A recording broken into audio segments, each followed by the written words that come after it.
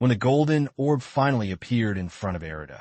He thought his dream of becoming a slayer would come true, but before he could even touch it, his piece of shit father snatched it, claiming it would sell for a good amount of money. When his brother Ryu tried to protest, their bastard father kicked him so hard that he slammed into the wall. After his father left the house, he went to a man named Takura and sold the golden orb for 30 million. Years passed, while Erida and Ryu were watching the news about a man who would save the world. The man bragged about his golden orb with a blue ring. They immediately recognized it because there's only one golden orb for each element in Japan, which meant that orb was surely Erada's. Of course, they went to confront him right away when Ryu demanded that Takura give his brother's orb back. Takura played dumb, and it pissed Ryu off. Having no choice, Takura told them he would lead them to where the orb was and brought them into a room. That's when it dawned on them. They'd fallen into his trap. There was a magic fissure inside the room.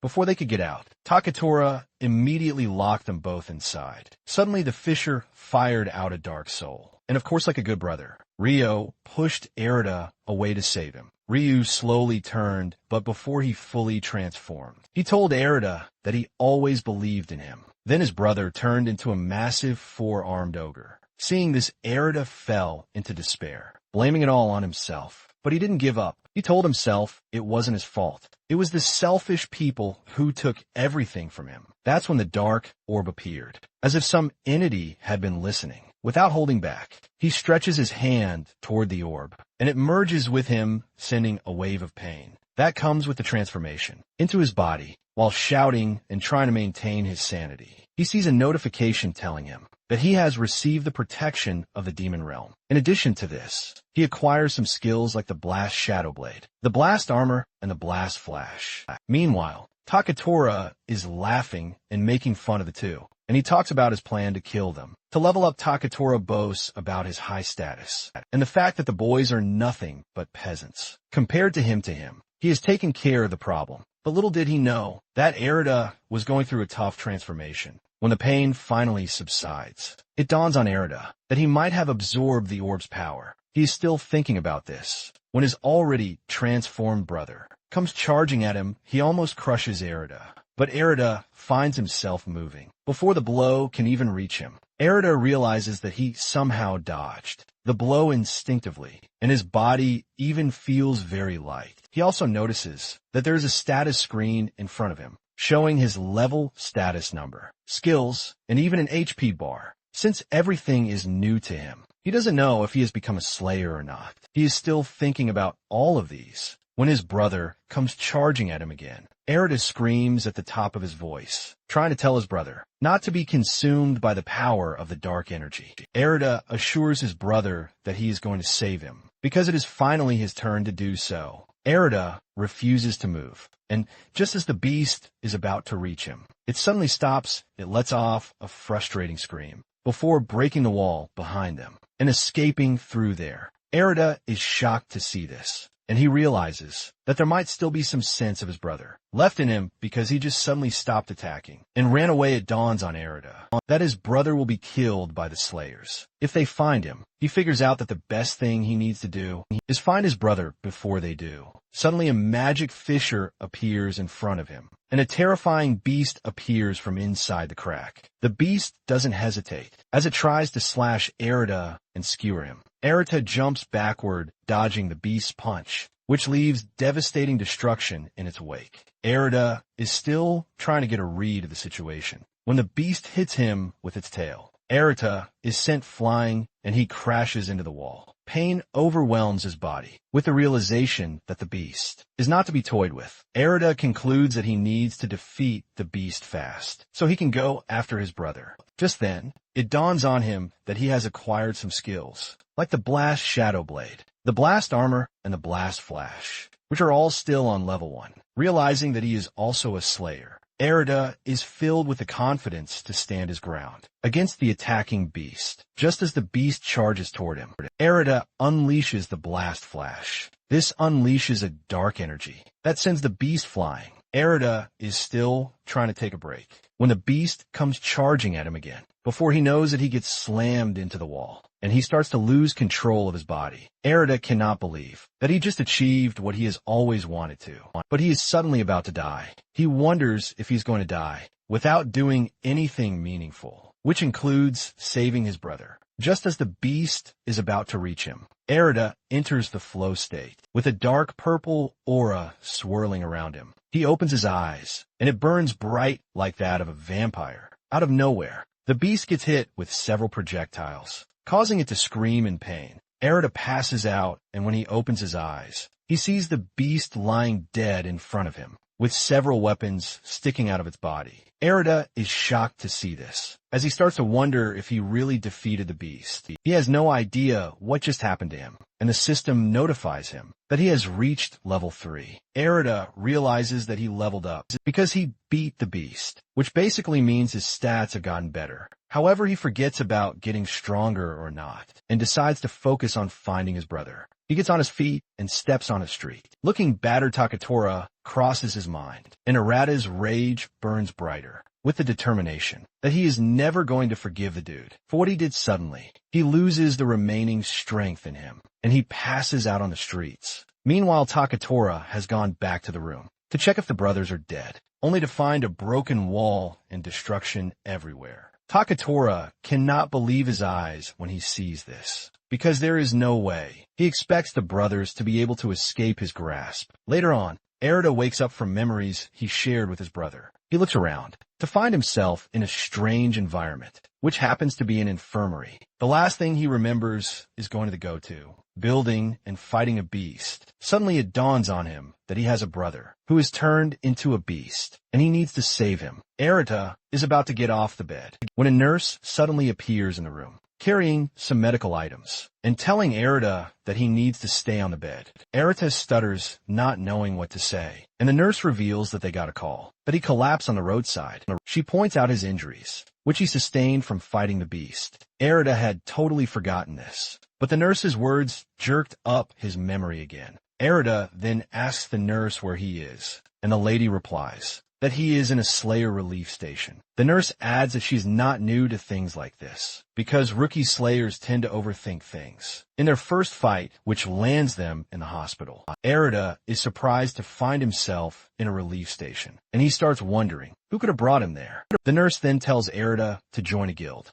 and get himself a Slayer badge. She is about to continue, explaining the perks that come with joining a guild, when Erida cuts her short, telling her that there is somewhere he needs to be. The nurse screams at him like his mommy, telling him that he can't be moving around just yet because he needs to rest. Erida then lies back on the bed, and the nurse soon leaves, urging him to wait for her. The moment the nurse leaves, Erida gets off the bed and walks to the door. At the door, he hears some dudes talking about the magic beast that appeared near the go-to building. Erida figures out that the beast they're talking about is his brother. He also hears him talking about how an unidentified Slayer is accompanying him. The dudes reveal that it is going to be a problem for them to handle the beast if it ends up entering a magic fissure. Erida immediately figures out that the guild is hunting his brother down, and it is not going to be long before they hunt him down and kill him. Erida immediately figures out that he needs to find his brother quickly. And the nurse returns to the room,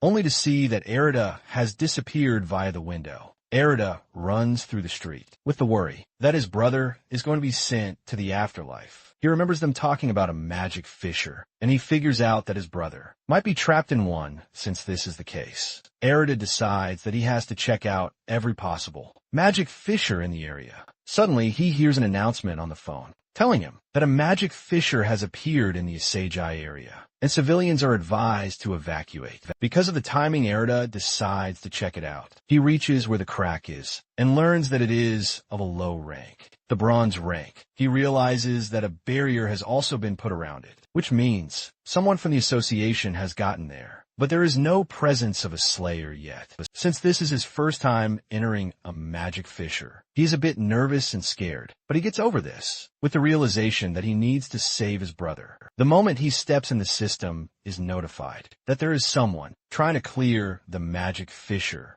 Erita is blown away when he sees what the inside of the fissure looks like. It looks like a desert, which is totally different from the outside world. Since he has no idea where his brother can be, he decides that he needs to go deeper. Suddenly, he gets a mission notification telling him to defeat the boss to clear the fissure. Since there's a boss in the fissure, he figures out that it will be in the deepest part of the fissure. However, he knows that he will encounter other beasts on the way, and the question of whether he can defeat them or not rings in his head momentarily. A level 3 beast appears in front of him. He remembers defeating a beast the day before, but he doesn't really know. Nonetheless, he figures out that he has no choice but to fight the beast. He taps into his skill list and whips out the Shadow Blade. Erita is glad that he is able to pull it off. The beast charges toward Erita, but he blocks the monster's bite with his shadow sword. Erita struggles against the beast as he grits his teeth, trying to gather his strength together.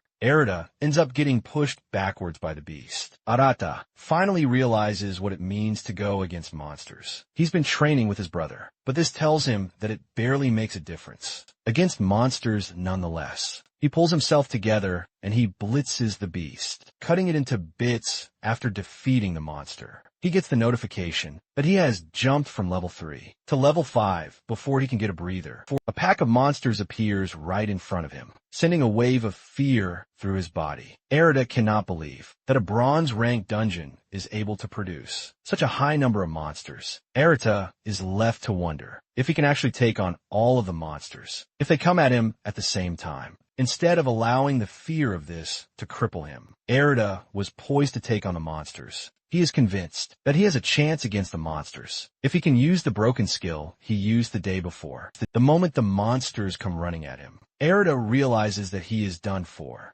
because he doesn't even know how to use the overpowered skill, just as he is about to be overrun. Massive firepower appears and consumes the monsters. Erita is shocked and he hears a voice behind him, asking him about the nature of the skill that he just used instead of answering the question. Erita is blown away by the overwhelming firepower that he just witnessed. The unknown dude stares at Erita like he is a threat, and he reveals that he got a call from the association about an unidentified slayer. And judging by what he just saw, he assumes that Erita is the said slayer. Erita takes a look at the dude, and he figures out that he is a golden slayer who possesses the fire attribute. The new dude is Ryo Kuji, and he is a member of the Lion Flame Guild. He is accompanied by 2 other slayers, Shu Makishima and Hayato Akiji, who are both silver-ranked slayers. Erita wonders why the dude is there, since he is one of the 5 great kings. Some of the beasts disrupt the conversation,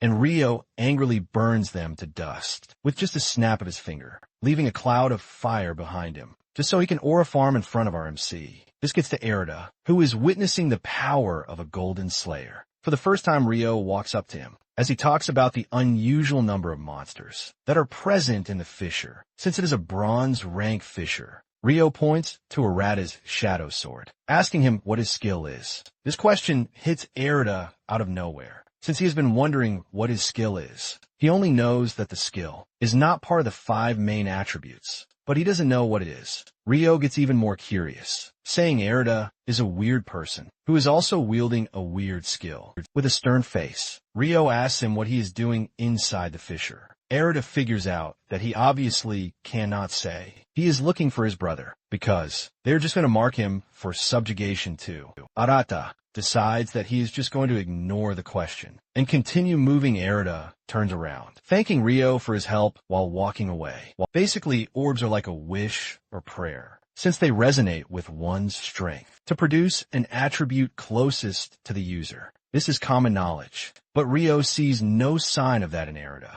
Ryo then stops him, saying he has finally figured out that he is the irregular slayer that they're talking about. Erita stops to argue with Ryo, telling him that he has no idea what he means by an irregular slayer. Erita says he needs to go, but Ryo lets him know that he has been ordered by the association to bring him in for questioning. Ryo urges Erita not to take it personally as he charges at him with a fiery punch. Just as the fire blast is about to hit, Erita covers his head with his sword to block the incoming attack. Erita is left in shock when his shadow is burned away by Ryo's overwhelming firepower. Even Rio is shocked to see that the sword burned away. Erida is forced to put some distance between himself and Rio, but Rio is not yet done with him. Rio tells his subordinates not to interfere, as he is starting to enjoy himself against Erida. The two acknowledge the order, but at the same time, they are scared they will be reduced to nothing if Rio gets serious in his fight against Erida.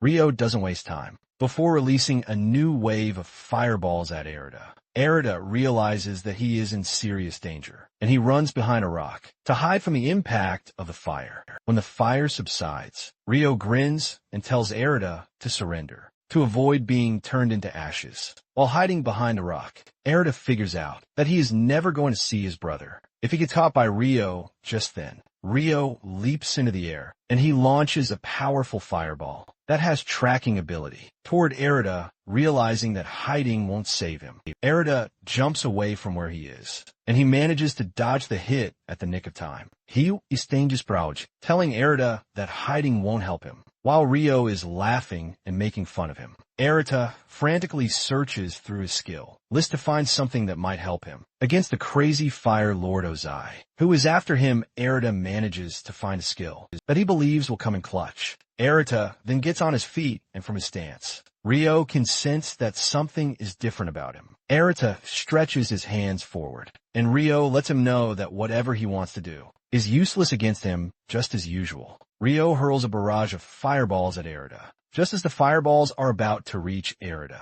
He activates his power and consumes the fireballs. This leaves a toll on him, but he remains standing, and Rio figures out that Erida is not just some pushover. However, Rio shows him some really cool and powerful firepower, and he urges Erida to surrender to avoid death. Erida unleashes a longer shadow sword, while telling Rio that his brother is waiting for him, and he can't be caught. The mention of the word brother gets to Rio, causing him to lose concentration. This gives Erida the chance to leap toward him. By the time Rio comes back to his senses, Erida is already in the air, leaping toward him with his sword at the nick of time. Rio is able to block the attack with the armor on his wrist. He manages to hold his ground, but he notices that something has changed in Erida.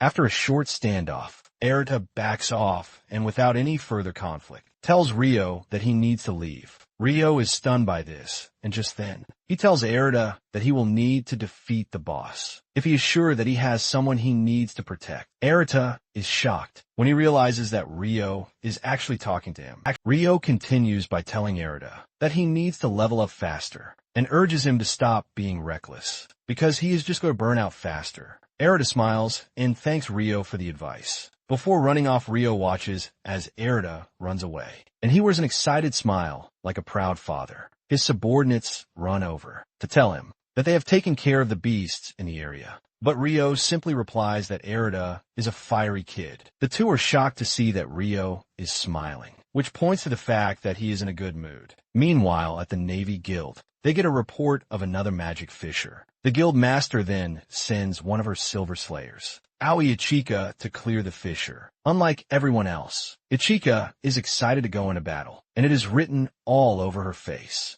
Later on, Erida was forced to exit the fissure because someone defeated the boss, and he figured out that it was Rio. Even before the fissure was cleared, Erida had looked around, but there was no sign of his brother anywhere. Erida sees an announcement on the news, telling everyone to make a report if they see the magic beast. Seeing this, Erida figures out that he can't rely on anyone to help him, and he has no choice but to just do everything by himself. Just then he gets the alert that another magic fissure is opening in District 4. As usual, the residents in the area get a notification warning on their phones, urging them to leave the affected area, since the district is close to where he is. Erida figures out that he needs to check it out. He runs toward the affected area, hoping that other slayers do not show up before him. He gets there to see that it is a bronze-ranked fissure, since the fissure hasn't been cleared yet. Erida hopes that his brother is inside the fissure. Just as he is about to step into the fissure, two dudes from the Navy Guild, Hanamada and Ishinari, show up, telling him that the fissure is off limits. Things get more intense when the two realize that Erida has no badge.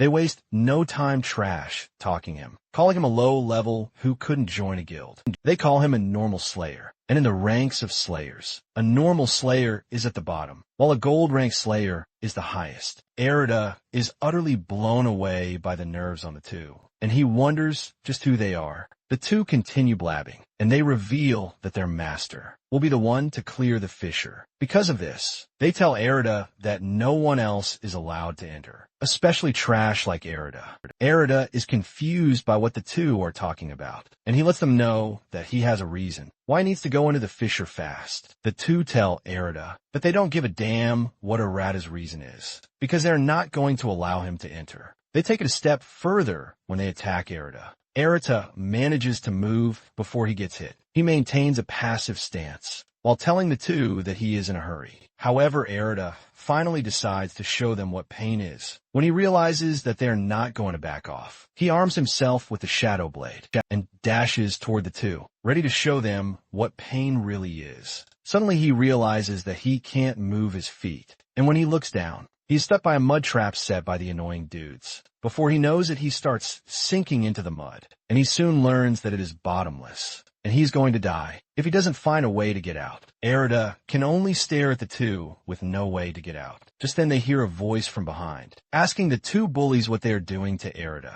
They turn around, and the voice turns out to be Owie Ichika. The two are shocked to see the lady, as she is not supposed to be there. Owie wastes no time turning to Erida to save him. Using her power, she lifts Erida out of the mud using a water wave. Owie then asks why slayers like themselves are fighting each other, still struggling to catch his breath. Erida tells Owie that Hanamada and Ishinari are preventing him from entering the fissure. Owie has heard of slayers who enter fissures before proper investigations, so that they can conquer them themselves and take all the rewards for themselves. And looking at the two, she figures out that they are part of the said slayers. The two figure out that Owie is going to be a problem, and they decide to stop her no matter what. They are confident that they can overpower her, since she is just a support slayer. The two don't hesitate before unleashing their ice powers at her, but Owie creates a barrier to protect herself and Erida. After deflecting the first wave, Owie turns to Erida, telling him to fight the two while she supports him. Erida is shocked to hear this, since he has never fought anyone before. But since they have no choice, he decides to do it. Owie thanks him for his cooperation,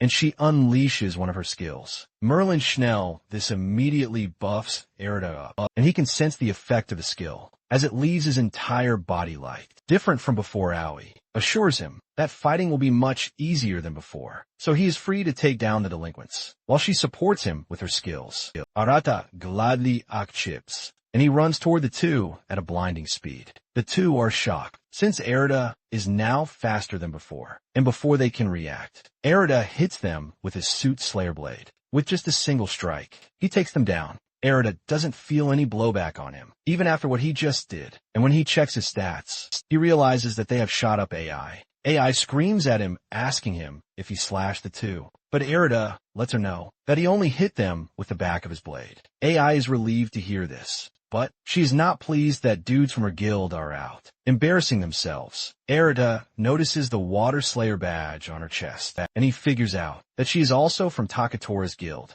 The two finally get down to introductions, and Owie admits that Erida is decently strong. Before the two can have any further conversation, they hear the two bullies get on their feet to run away. While running away, they mention the name of their said master, which turns out to be Takatora. This catches Arata's attention, and Owie also gets interested. She reveals her plan to tell the guild master Ray about what Takatora is doing behind their backs. After the bullies are gone, Owie reminds Erida that they need to clear the fissure. Erida is hesitant, but Owie lets him know that the guild members will be arriving soon. However, she can still fight alongside him until then, since she has Ray's permission to clear the fissure. Erida is genuinely confused when he hears this. Owie then tells him that it is better they team up, because of the reports that lower-rank fissures have been displaying abnormal features. In addition to this, Owie is a support slayer, and Erida remembers that Owie's earlier buff was actually broken. He finally gets the chance to thank the lady,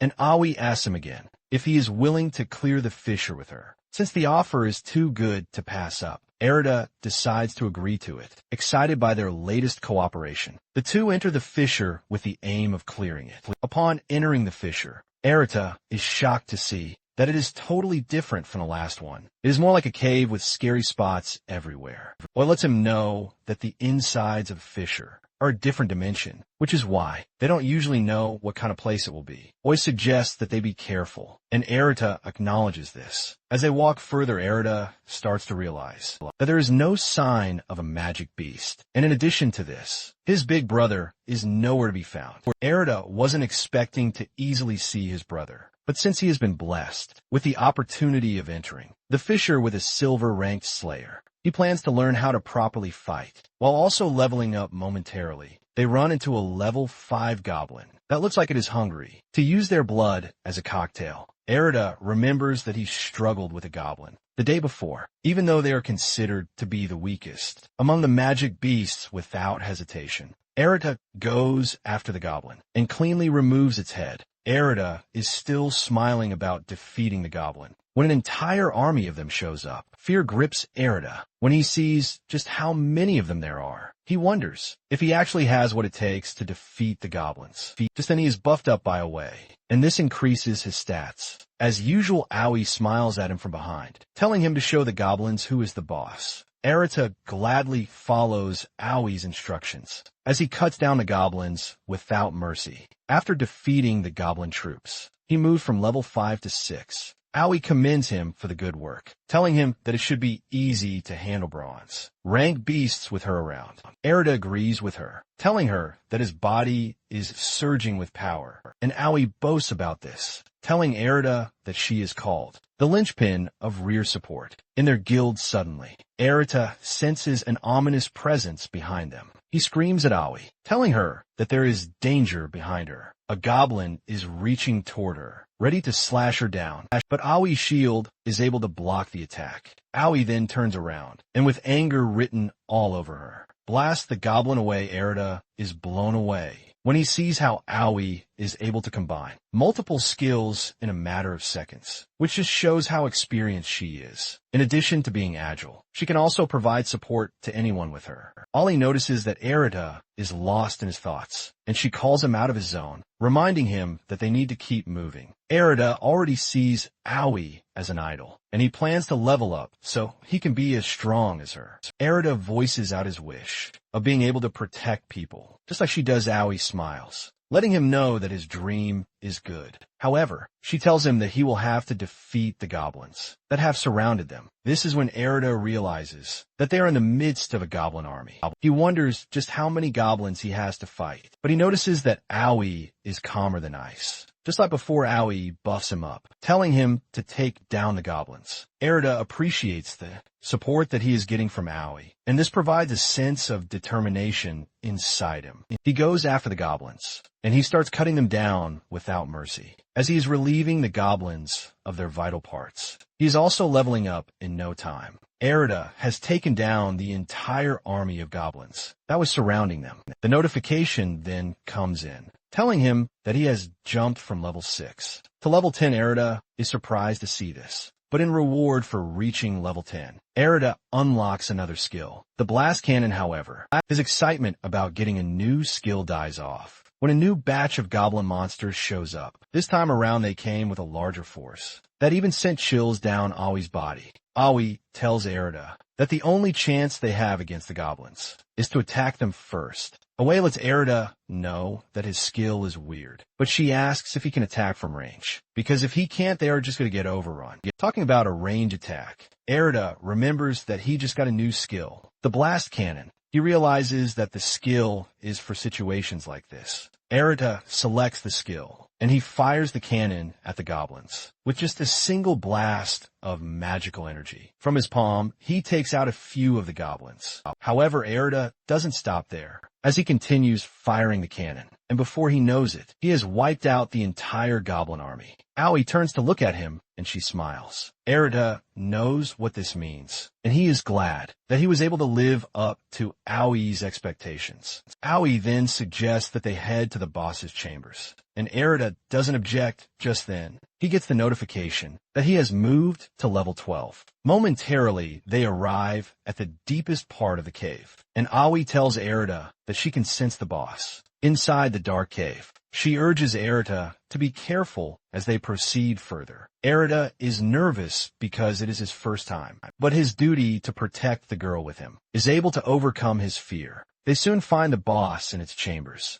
and it turns out to be a scary level 15 ogre. The beast gets off its throne and mumbles some words in magic beast language, but Erida doesn't understand any of it. Without further delay, the magic beast releases powerful lightning from its staff. Owie steps up and tells Erida to leave the blast to her. Using one of her skills, she creates a shield to block the attack, but she can only hold it for a short period of time before getting thrown to the ground. Owie is shocked at the intensity of the lightning. Since it was supposed to be a bronze rank boss, the boss fires another lightning attack, and Owie lets Erida know that they're never going to get close if the boss keeps firing off attacks. Owie lets Erida know her plan of guarding against the attacks, while Owie launches a counterattack. Erida notices that Owie is struggling, but Owie urges him not to worry about her. The idea of getting protected by someone all the time pisses Erida off, and he charges at the ogre, while it is busy shooting long-range attacks at Owie. Once he is in a perfect position, he aims at the ogre, and he fires the blast cannon at it. Erida's attack manages to destroy the ogre's weapon, taking away its ability to fire off long-range attacks. Owie celebrates when Erida pulls this off, but the ogre is not pleased, and he throws his destroyed weapon at Erida. The sudden and unexpected throw from the ogre leaves Erida clearly open to the attack. He tries to move, but he realizes just in time that he is not going to make it. Before he even gets the chance to move, the weapon cuts through his body. Erida spills blood from his mouth as he crashes to the ground. Owie doesn't hesitate before rushing over to him to check on him. She creates a shield around them, and she starts healing Erida using another of her skills. In no time, the wound on his body starts to close up, and Erida coughs before finally being able to sit. Owie lets him know that what she just did is first aid, and she asks him if he can still move. Erida thanks her for the assist and assures her that he can still move.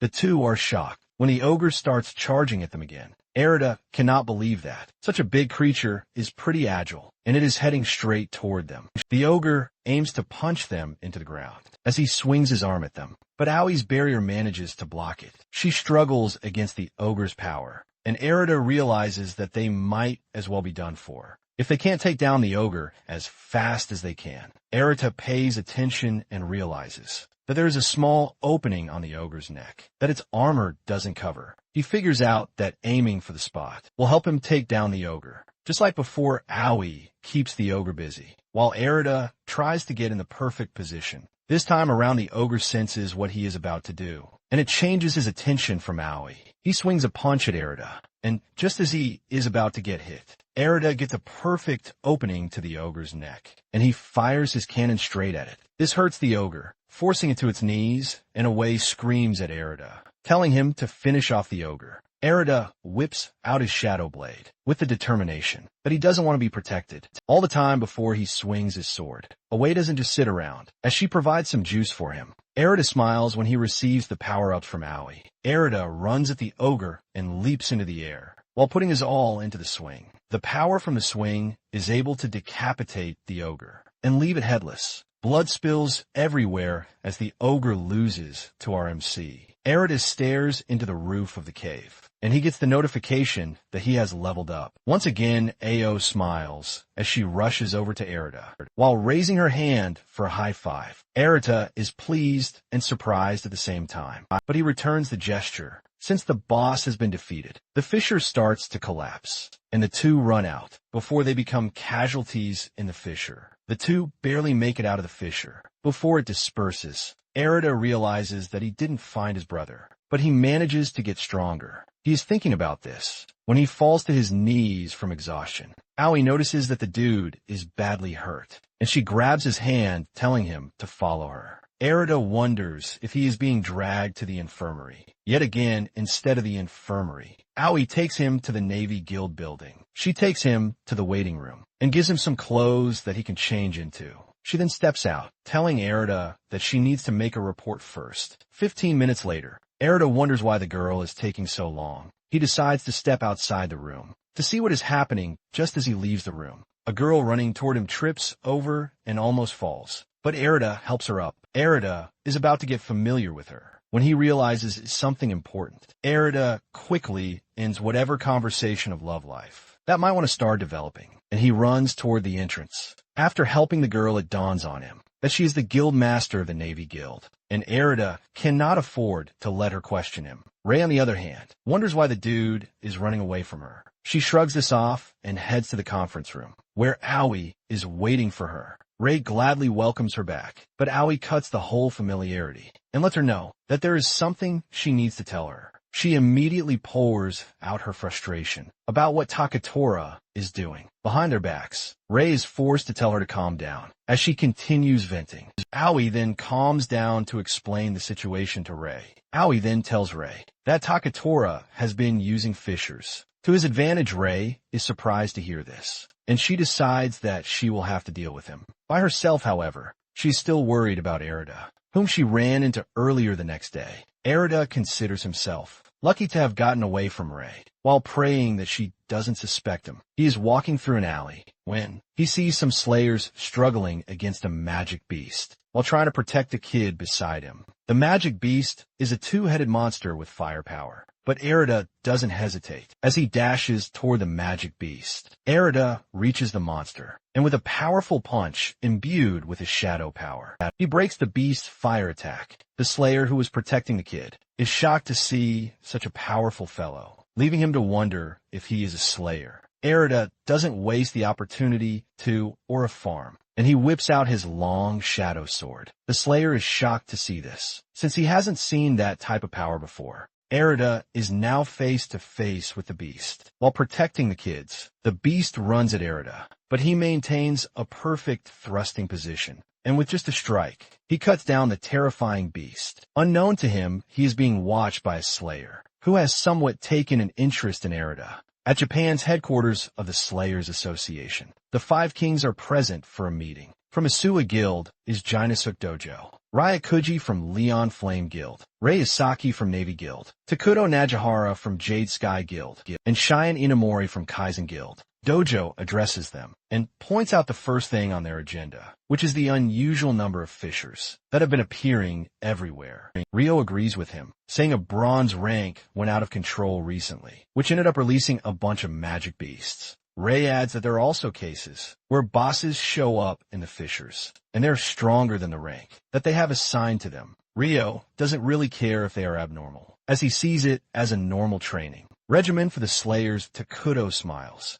when he hears Ryo's perspective on the matter, saying Ryo is way more careless about it. This gets on Ryo's nerves, and he angrily stands up to berate Takuto. Ryo claims that his guild has done more than Takuto's guild, but Takuto remains calm while ignoring Ryo until he returns to his seat. Since the incident has only been happening recently, Ray wonders what the problem might be. Doju says there might be something changing on the side of the magic beasts, which is causing the unusual spikes in fissure. Emergence, however, he lets his comrades know that whatever the change is going to lead them to the truth. He tells them to report any minor change to him, and they all acknowledge the order. After this, Dojo moves to the subject of the irregular slayer, who has been going from one fissure to another without registering as a proper slayer. Dojo says no one knows his reason for doing this, but he suspects that the change is not happening only to magic beasts, but to slayers also. Ray then tells her comrades that someone like the described slayer showed up at her guild, and Owie mentioned that his skill was totally different from what she knew. But before Ray could get to talk to him, he disappeared. Meanwhile, Takuto is the dude who was watching Slayer from a rooftop, but he decides not to share anything with his comrades.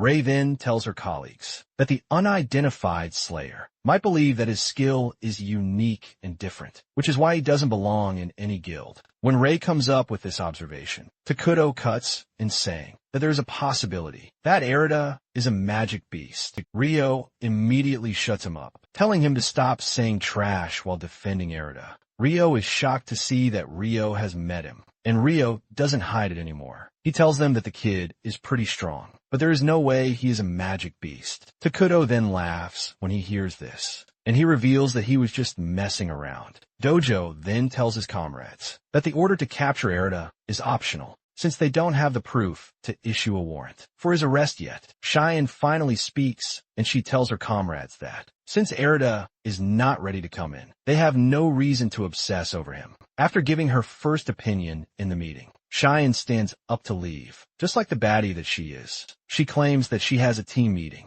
that she needs to attend. She gets to the door and notices the camera sitting at the top. She has no idea what it is, but unknown to her and to the rest of the team, Takura is the one watching them, using the camera that he has carefully placed in the room. From what Takura has seen, he realizes that Erida is a concern to the Five Kings, and he thinks of capturing him, so his influence within the association can increase. In addition to this, there will be no more chaos, and he would have killed 2 birds with just 1 stone. He figures out that he needs information if he is going to capture the irregular. With the information he has, he believes that Erida has acquired the unique skill of light, while his brother has undergone a magic beast transformation. With these 2 factors in place, Takura figures out where Erida will appear next. He gets up from his seat and decides that he needs to take care of Erida before it is too late later on. Erida finds people running away from a magic fissure, but he runs toward it instead.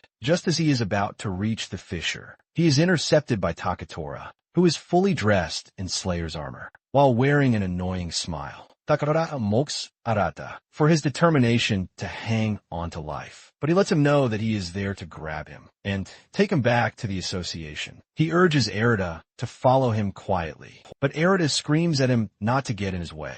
Takura makes fun of Erida about his brother turning into a magic beast, and running around, Takura laughs in Erata's face while telling him that he's going to kill his brother. Rage takes over Erida, and he fires off his burst cannon at Takura. Takura doesn't look scared as the attack comes flying at him, and he easily consumes Arata's attack. With just a single shot, Erida is shocked, but he refuses to back down. As he whips out his shadow blade, he dashes toward Takura, but he is just too slow for Takura. Takura unleashes a long-range attack to try to consume Erida. Erida is forced to use his sword to block the attack, but he fails to stand up to the full power of the attack, and he is thrown to the ground in pain. Takura doesn't waste time making fun of Erida, telling him that his power is only unique because it's never been heard of before, but it is pretty weak. Erida manages to crawl back up while wondering what might be wrong, since he is supposed to have leveled up his burst cannon and blazing shadow blade. He starts wondering if he cannot win against a golden slayer, no matter what he does, even in the face of defeat. Erida still manages to get on his feet. Takura is surprised to see that the kid still has some strength left in him. Erida then unleashes a skill called Soot Darkness, and this creates a black smoke. Takura doesn't move from where he is, as he believes that Erida is creating nothing more than a smoke screen. He wonders what Erida is trying to do, but suddenly a shadow attack comes flying at his neck. He barely manages to block it with his powers, and he angrily cuts away further. Strange attacks that might be coming for him. When the smoke clears a bit, he sees Erida charging toward him. Erida almost cuts him down, but Takura easily blocks the hit. Erida lets him know that he has reached the end of the line, but Takura argues with him, telling him that he will continue growing until he becomes one of the Five Kings. In addition to this, he wants to seize the Navy Guild while gaining total control of the association. Erida argues with him, telling him that he is not going to stand around and let it happen, since he is not someone who is fit to be one of the Five Kings. Takura knocks Arata backwards while telling him to stay in his place, which is among the low lives.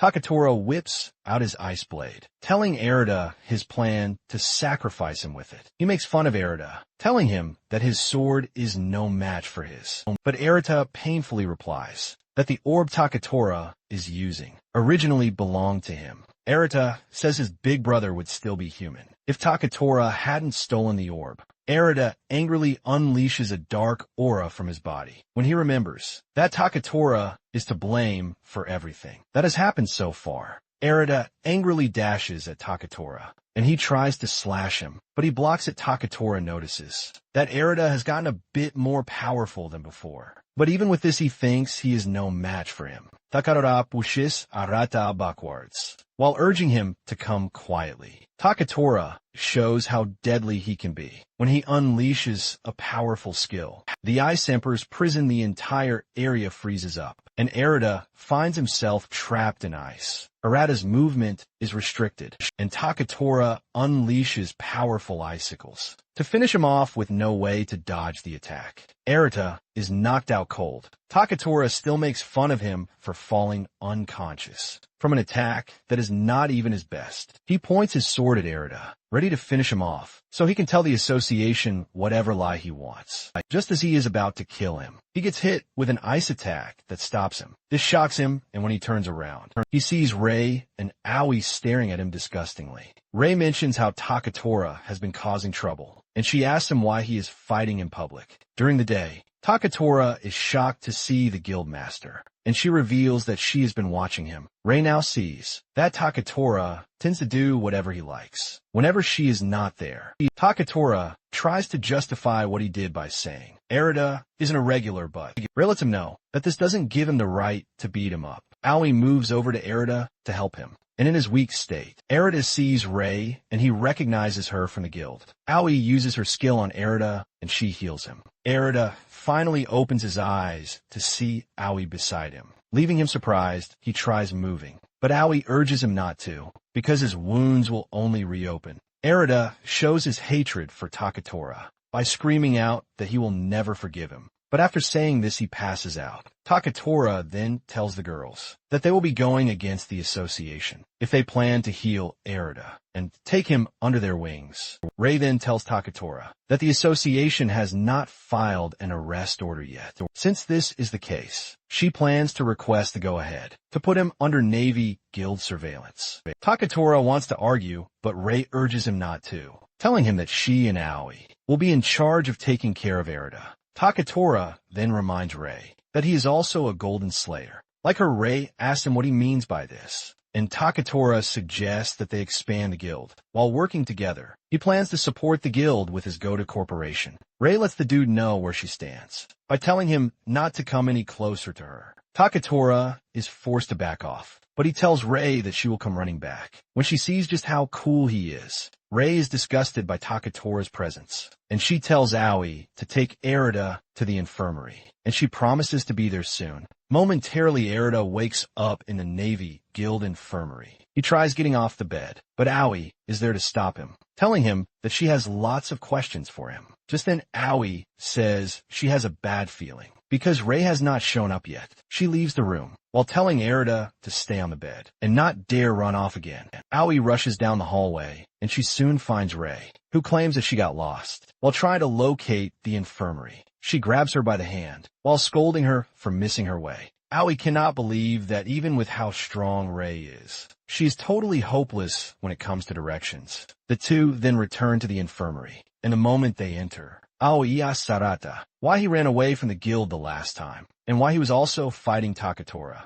Erida stutters as he tries to answer, and Rei lets him know that he can be protected if he registers under the guild. In addition to this, he is going to get other benefits, but she wonders why he isn't registering. Erida still refuses to say anything, and Rei lets him know that no matter what, he will be placed under surveillance, but they are not going to try to control his life. After saying all of these, Rei asks him if he is ready to talk. Erida opens his mouth to talk, but he keeps quiet again. He realizes that he might end up putting his brother in danger if he says anything. Realizing that he is not ready to talk, Rei decides to back down, and she tells the two that it is time for them to head out. Erida is confused, but Owie celebrates at the sound of this. Later that night, Erida finds himself visiting a restaurant with the girls. He is surprised that he was able to easily get out of the mess. From earlier, Owie tells him that he has been fighting for a couple of days, and even though it is good to be a workaholic, she lets him know that it is good for him to take breaks. The sound of this is appealing to Erida, who realizes that he hasn't had a proper meal in ages. Sitting in front of him are nice dishes and meat that he can easily munch on. He decides that he is just going to rest a little before he heads out to find his brother again. Owie urges him to eat as much as he wants, because the guild will be paying for everything. Erida is surprised to see such a nice gesture coming from the ladies. He realizes that they have been helping him back to back, but he has not really done anything in return for them. He wonders if it is okay for him to accept the food, but he soon realizes that he can't even hold back from the food again. Erida immediately digs in, and he thanks the two for the help. Tears drop from his eyes as he enjoys a good meal, and what could be considered forever. The girls also join him in eating, and they look happy while doing so. Erida is left to wonder if he ever would have gotten the chance to sit with the girls if he hadn't gotten the orb. After they have eaten a bit, Ray decides to ask Erida some questions. She lets him know that he's also free to ask her whatever he wants to. The first thing she asks him is if he became a slayer recently. Owie on the side teases Erida, telling him that he is lucky to be having a one-on-one conversation with Ray, because people from the guild rarely get to. Erida then decides to ride on this, and he tells Ray that he has one thing to ask her. He asks Ray how the guild locates magic fissures. He is asking because he wants to be at a fissure before Takura can get there. Ray then reveals that they predict the fissures, just like predicting earthquakes. She explains that they analyze factors like geomagnetism, gravity, and cycles of past field disturbances, which they combine to get an approximate location of where a magic fissure will open. However, the accuracy is usually around 60%. Owie can see Ray smiling around Erida, which is something she considers very unusual. Suddenly, Ray gets a notification on her phone telling her that a magic fissure will occur near the LK building within the hour from the evaluation that they have seen. It seems like the fissure will be a silver-class fissure. Ray becomes worried when she sees this, and she tells the two that they no longer have the time to be sitting around and eating. She believes that high-ranking monsters will appear. In the fissure, she turns to Owie, who immediately offers to go without hesitation. Erida also says he would like to go, because Owie will be going with him. Ray lets Erida know that she will permit him to go to the fissure. However, she urges him not to let his guard down, because this might come back to bite him in the back. Erida assures the lady that he is going to be careful. Deep down, Erida is convincing himself that he should be able to handle a silver rank fissure, since he has been leveling up. Owie and Erida then head out toward the predicted destination, where the fissure will appear. Just as predicted, they get to see the rift open, and as expected, it came out as a silver rank fissure. Owie can sense the excitement in Erida, and she asks him if he is okay. Erida assures the lady that he is fine, and he can easily take on the fissure. Erida and Owie then run into the fissure to try to clear it this time around. They find themselves inside ruins. Erida is forced to ask what makes up the fissures. Owie says it is said to be a place where beasts live, but no one can say for sure that is all there is to it. Owie says the fissures disappear when the boss is defeated, but she is pretty sure that there are places that don't disappear. Erida is shocked to hear Owie's take on this. Erida is still talking about how there are no enemies nearby when he suddenly hears something approaching them. Before the two know what is going on, a level 25 sandworm appears from beneath them. It shows its large mouth covered with large teeth, and it suddenly dives back into the sand. Owie tells Erida that they just need to listen closely for the sandworm. Owie concentrates on her hearing, and she is able to figure out that the sandworm is aiming for them before it emerges from the sand. She then adds that there are several of them basically. They have been surrounded before they even know it. Owie is confused and doesn't know what to do, but Erida tells her not to worry too much. Erida places his hand on the ground and releases the suit so he can sense the vibrations in the sand. Using this, Erida is confident that he will be able to sense where the sandworm is trying to approach them from. Just as he expected, he is able to pinpoint the sandworm's exit location. Just as the sandworm is emerging with its head, Erida already has a shadow blade on the ready. He slices off the sandworm's head and he figures out that it will be easy for him to take on the sandworms, as long as he knows where they're going to emerge from. Owie is impressed by what Erida just did, and she compares it to guacamole, arata revels, that he was thinking about the things he could do the entire time that he was recovering. In the infirmary, Erida explains that he already envisaged that he should be able to connect with the suit if he spreads it out thinly, because he was unable to leave the hospital bed. This was all he was practicing. Erida is glad that everything went well, even though it's his first time. Erida has also figured out that he can use the suit in so many ways, which is not limited to combat.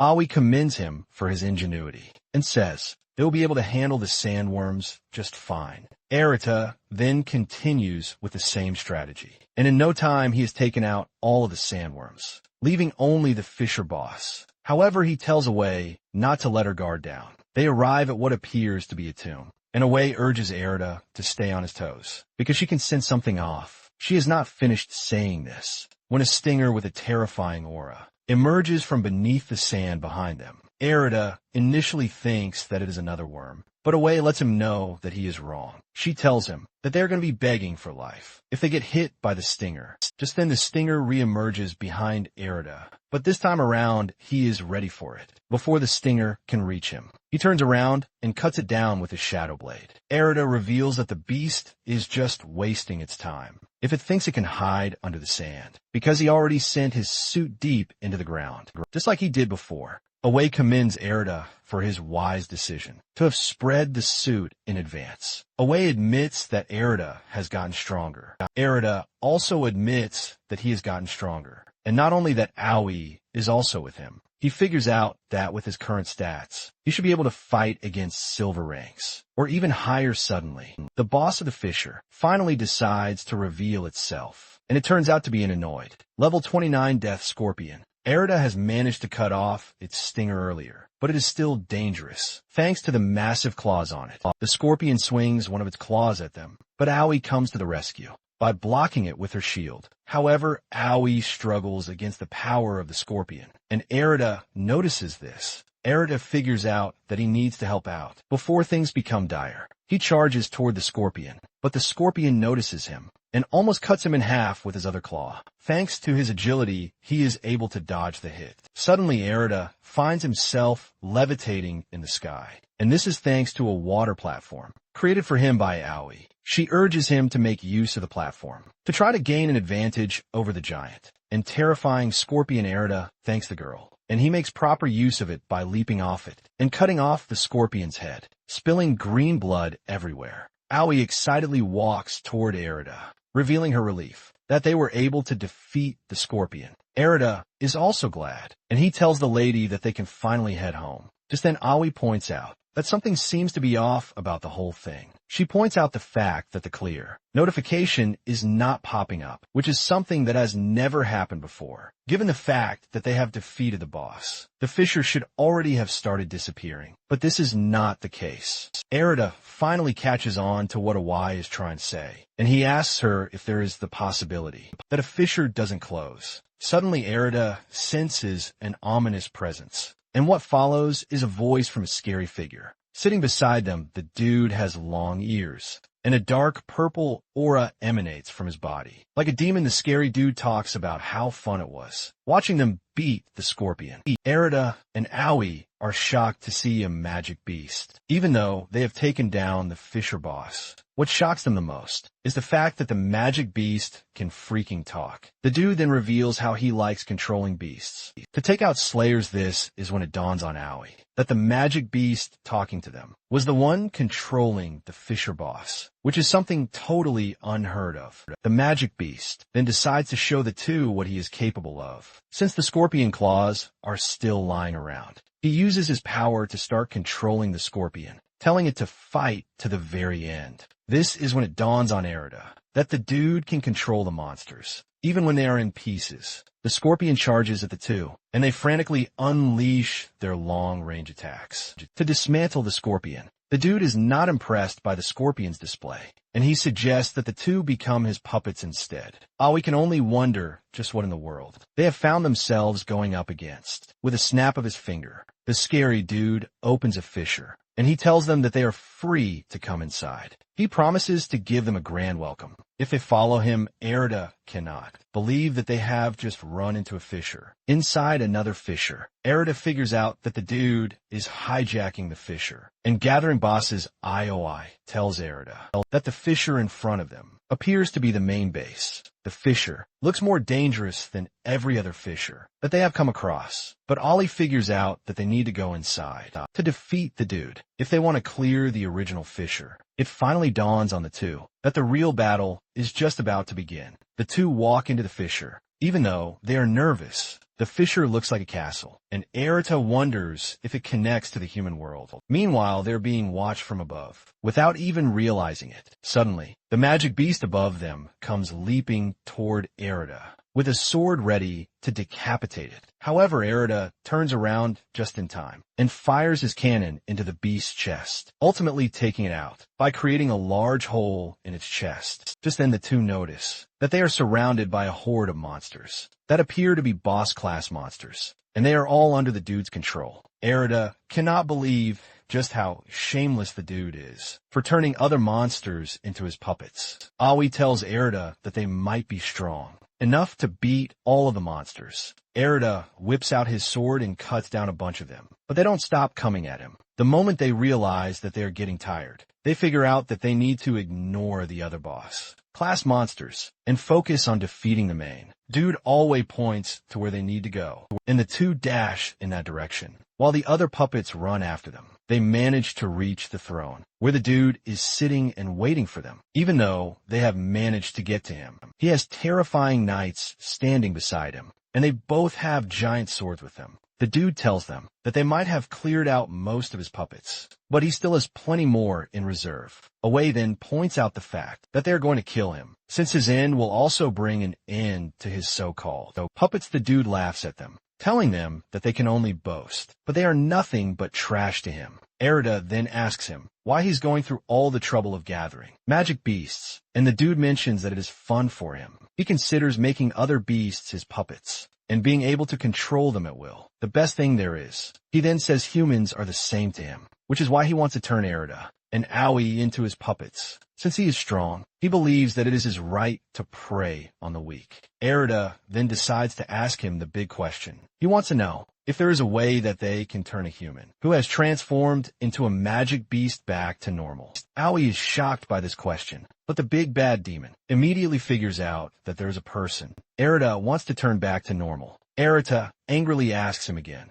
and the dude lets Erida know that he might be willing to say if he manages to defeat him. Just then the dude unleashes his power, which allows him to control blood. Blood sharpened like projectiles aimed for Erida, and he managed to block most with his power. However, he gets hit by the rest, while still dealing with a blood attack. One of the knights reaches him. Erida watches as the knight swings his sword, ready to take him out, but Owie comes to his rescue. As usual, she creates a shield to protect Erida and block the knight's attack. However, this alone takes a huge toll on Owie's body. Erida runs over to check on her, but she assures him that she is fine, even though she clearly doesn't look fine. Owie then urges Erida to finish off the big bad demon while she handles the knights. Erida promises to take out the demon, and he charges toward him with the determination that he can't allow Owie to get hurt any more than she currently is. Owie casts a healing spell on herself to help her move a little, so she can handle the knights and regroup with Erida.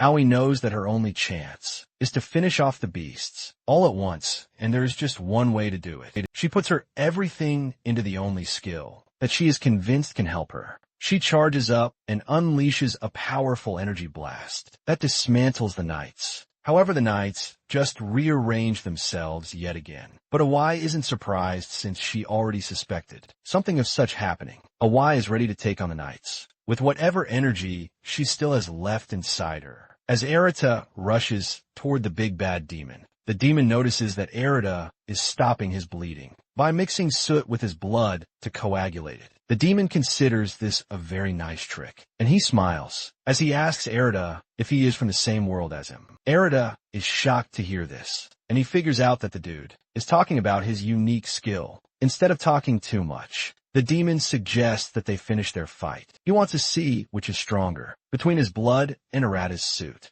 The demon unleashes his blood at Arata, but Arata disperses the blood with his burst soon. Canon the demon then tries another trick. He throws a blood whip at Arata, waiting to see how he is going to handle it. Arata is able to slash it with his shadow blade, and this level of intensity from Arata excites the demon. He continues throwing the blood whip at Arata, but he continues blocking it. He teases Arata, telling him to unleash everything that he has. Arata, on the other hand, figures out that the demon will only wear him down with the way the fight is going. The demon then mocks Arata again, telling him that he is just a boring fighter. The demon then takes it a step further by telling Arata that he might just go after Owie. Once he is done with him, the demon then directs his blood attack toward Owie, who already has her hands full against the knights. Arata turns around to scream out Owie's name, but at that moment, he feels a blood spear impaling him from behind. He is confused and stunned by this.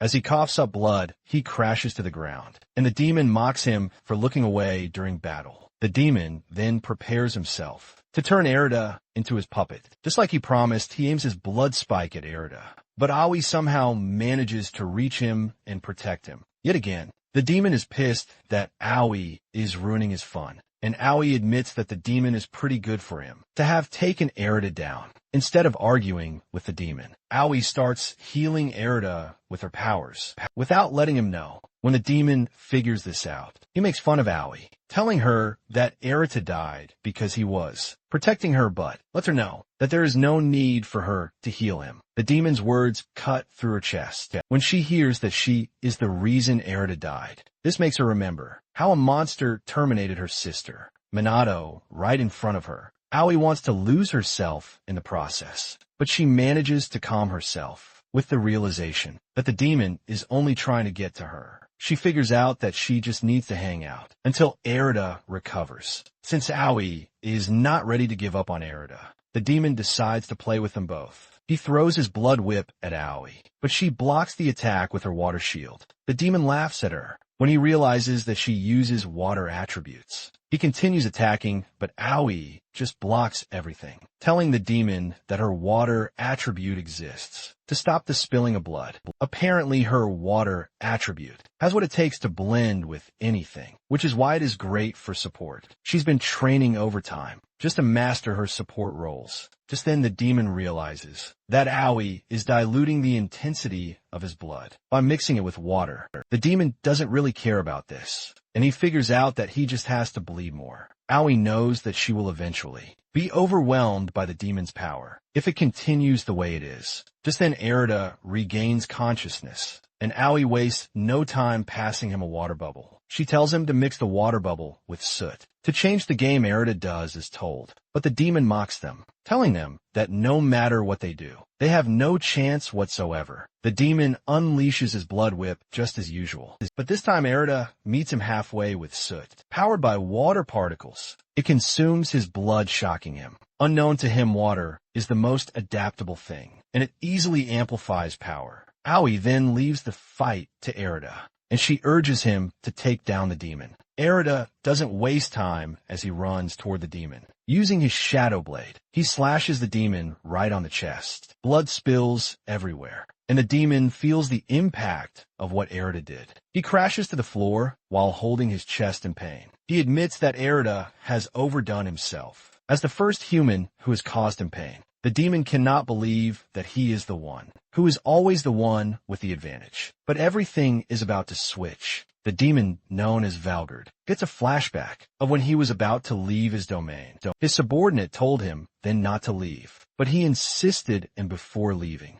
Valgard was told that the one thing he had ignored would come back to bite him in the arse. Valgard is surprised that everything is happening, just as his subordinate said it would. Arata then demands that he teach him how to turn humans back from magic beasts. Valves laughs at Arata, claiming that he said he would only tell him if he won. Arata is enraged, and he screams at him while demanding that he tell him how to turn his brother back into a human. Valgard takes a deep breath, as if he wants to tell Arata something important. But he switches it up and starts laughing at him, saying it is impossible. Valgard claims that there is no way a human can come back to being normal once they have transformed into a magic beast. Arata's face goes pale with shock and disappointment. Valga doesn't hesitate to use this to mock him. Arata watches in horror as Valga dies and turns into dust in front of him. Arata then jumps from level 15 to level 21, but he remains stationary.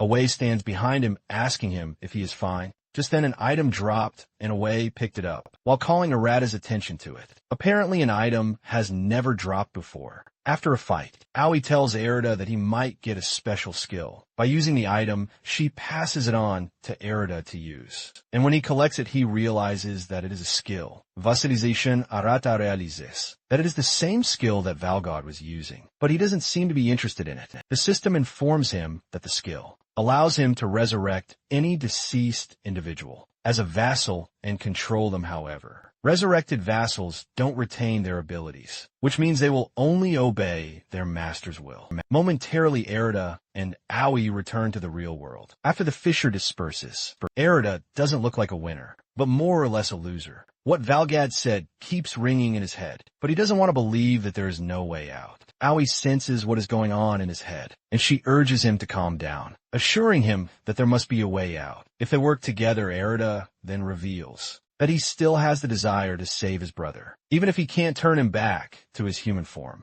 When they return to the guild, Owie reported everything that happened to Ray. She sympathizes with Arata, and she figures out that Arata's power shares the same origin as Valgod's. Owie then suggests that they capture Arata's brother and put him under surveillance. Owie lets Ray know that Arata will never hurt people, even if he shares the same power as magic beasts. Owie assures Ray that she knows this well by fighting alongside Arata, and even if it ever comes to that, she lets Ray know that she will stop Arata by herself. Realizing Owie's determination, Ray agrees to this, but tells Owie to leave Arata and let him rest. She lets Owie know that she will consult the association about her proposition. Meanwhile, Arata returns to his old house. The entire apartment is looking like a rat's apartment, as if no human has ever lived there before. Arata walks around the house with the realization that his brother might never come back home. Arata is thinking about his brother when a fissure suddenly opens right in front of him.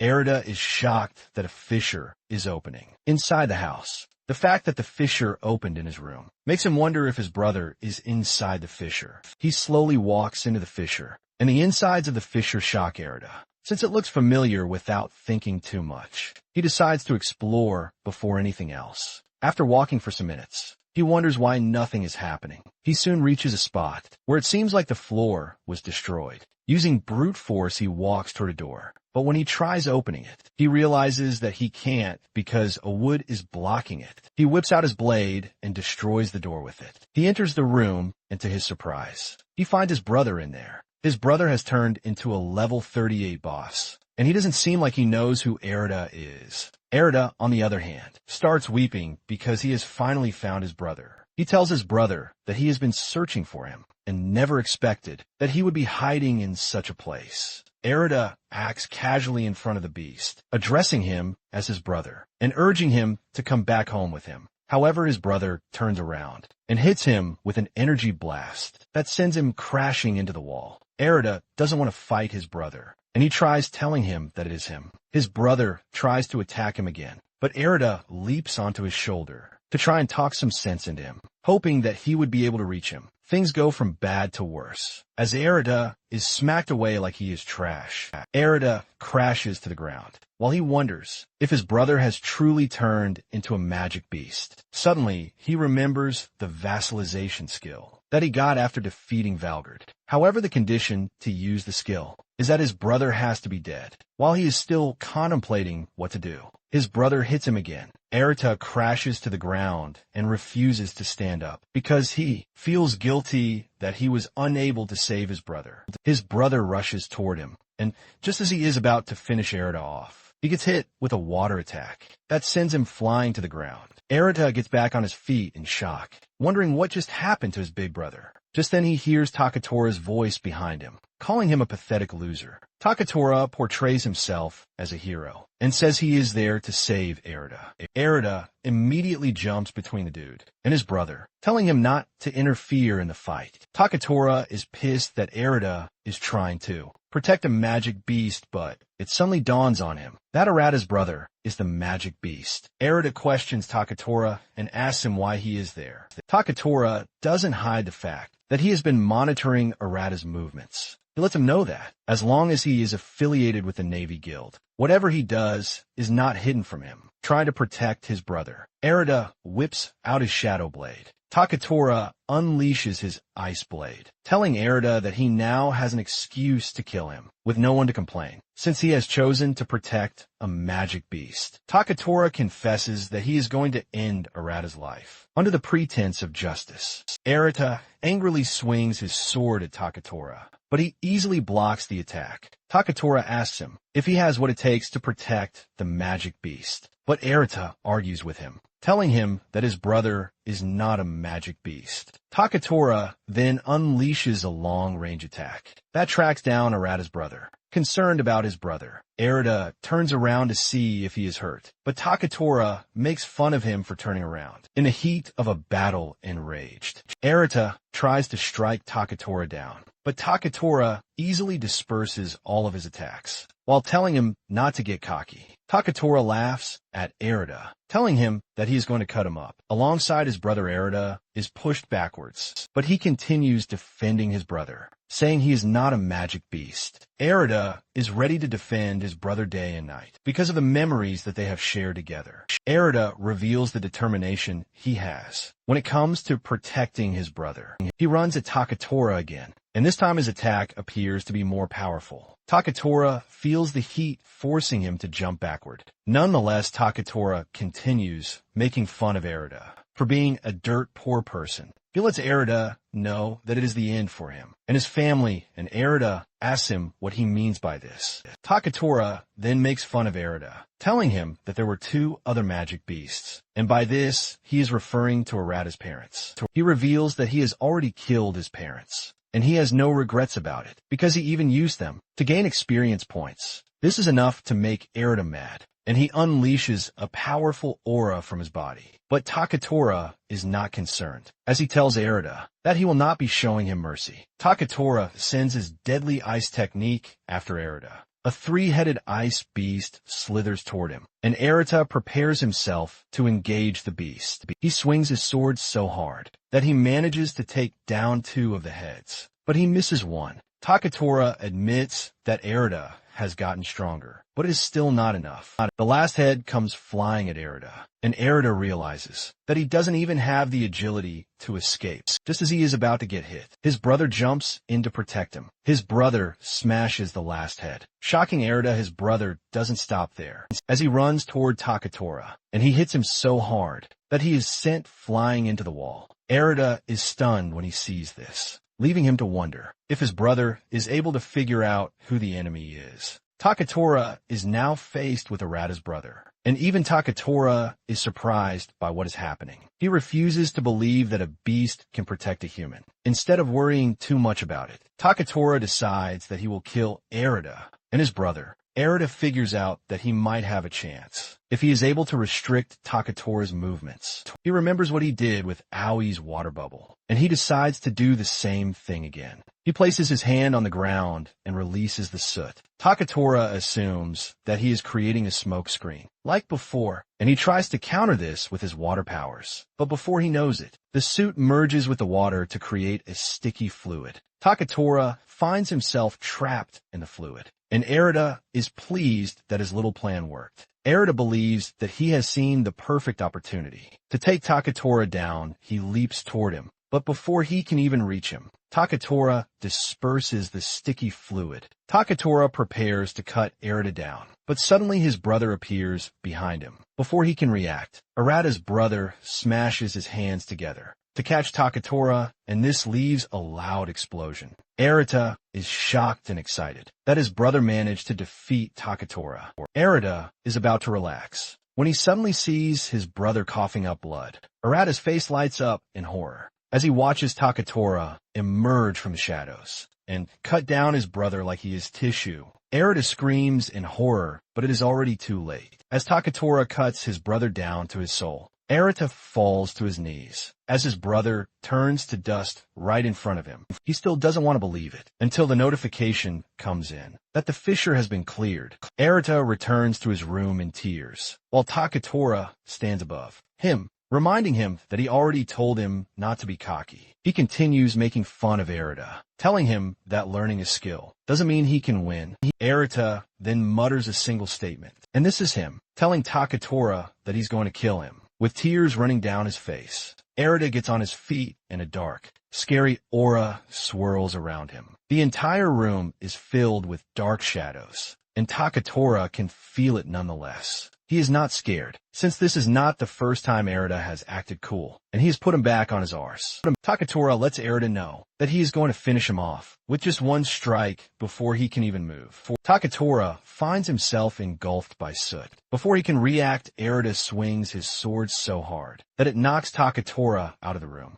Takatora falls to the ground, with pain crawling all over his body. While he wonders how he is losing to Erida, Erida walks over to him, telling him that he will never be satisfied, no matter how many times he kills him. Takatora cannot believe that he is actually getting the chills from a dude he considered to be weak. However, he gets back on his feet with the intention of finishing Erida off. He activates his ultimate attack, but this time around, Erida consumes it with his shadow power. Before Takatora knows it, he is pinned to the ground by Erida's several blades, and weapons Erida doesn't look like himself. As he walks toward Takatora, asking him if he is done fighting already. Fear starts creeping in, and Takatora figures out that he needs to escape. This only causes Erida to get angrier, and he unleashes a powerful aura. That totally knocks Takatora out. He is about to finish him off when Owie's shield appears over Takatora to protect him. Owie appears on the scene telling Erida that she is never going to allow him to touch Takatora.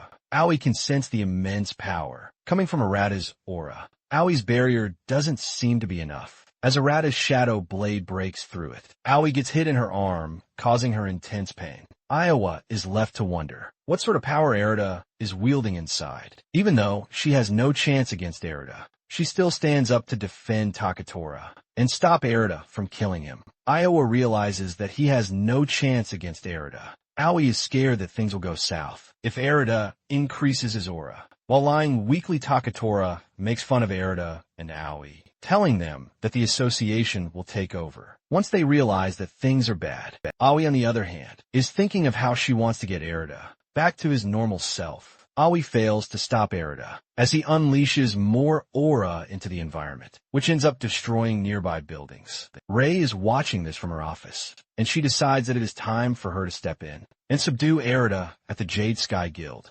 Takuto has gotten info on Erida's out-of-control state. He decides that it is time. He steps in and takes Erida off the street. Erida continues, releasing a powerful aura into the surroundings. He targets Owie, and just as he is about to finish her off, Rei shows up. She blocks Erida's strike with her power, and she apologizes to Owie for being late. Rei gently places her on the ground, and she urges her to rest while she fights Erida. Rei figures out that something must have triggered Erida's power and rage, which is why he is totally out of control. Just then, Takuto shows up on the scene. He is hyped to take on Erida, but Rei tries to stop him. Takuto reveals that the association has a different viewpoint to the way they see things. When Rei hears this, she asks Takuto what the association is planning to do, but he refuses to answer the question. Takuto mentions that Rei and Owie seem to be attached to Erida already. Rei argues that she is only doing what other guild masters will. The two are still arguing when Erida tries to attack Takuto from behind. Rei screams at him to warn him, but Takuto doesn't look like someone who is scared. Erida swings his sword frantically to try to get Takuto, but suddenly Takuto's presence turns to petals. This shocks Rei, but before anyone can react again, Takuto hits Erida with his skill. The ethereal dance this knocks Erida down, but Rei is shocked as she never expected Takuto's skill to easily take down Erida. Rei immediately reveals her stance, telling Takudo that she won't allow him to kill Erida. If that is his plan, Takudo grins, while assuring Rei that he has no intentions of killing Erida. Takudo reveals that he would not want to kill someone who is shrouded in mystery. Erida gets back on his feet and lets off a loud scream. And the moment he does this, he starts drawing in power. Takudo is not surprised by this, as he already suspected that Erida is gathering power from magic beasts. Erida turns his attention toward Takudo and tries to manifest a bunch of weapons to kill him, but he remains standing. Takudo is impressed. But at the same time, he figures out that Erida doesn't have full control over his power yet, and he's just letting it run wild. Takudo stares at Rei, telling her that he is ready to finally take down Erida.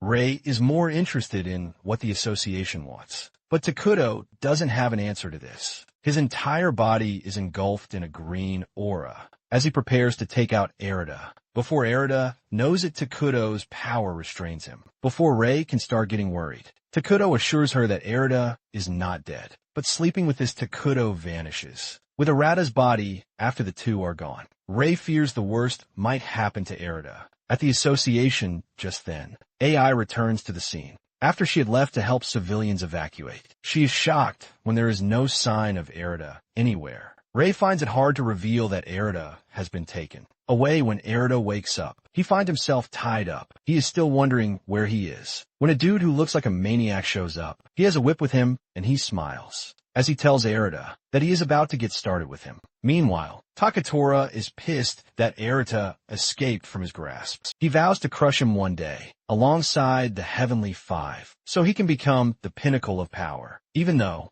he is pissed that he didn't get to kill Erida, he is also relieved and happy that Erida will currently be facing severe punishment from the association. Later on, Rei visits Erida at the holding cell, where he is being tortured. She tries to get him to talk to her so that things can be easy on his path, but Erida tells her that he doesn't really care what happens to him anymore. They're in the middle of this when Rei gets an emergency message that 3 Silver Slayers have vanished inside a rift, and Owie has gone in for the rescue. Rei is surprised that Owie has gone for the rescue when she is supposed to be resting. She talks about how Owie is always pushing herself to the extreme, even when she needs to rest. Knowing how dangerous the situation is, she concludes that Owie is currently in danger. Earlier at the Slayers' headquarters, Dojo puts a call through to the Golden Slayers, apologizing for running their busy schedules, but he lets them know that they are currently in an emergency situation.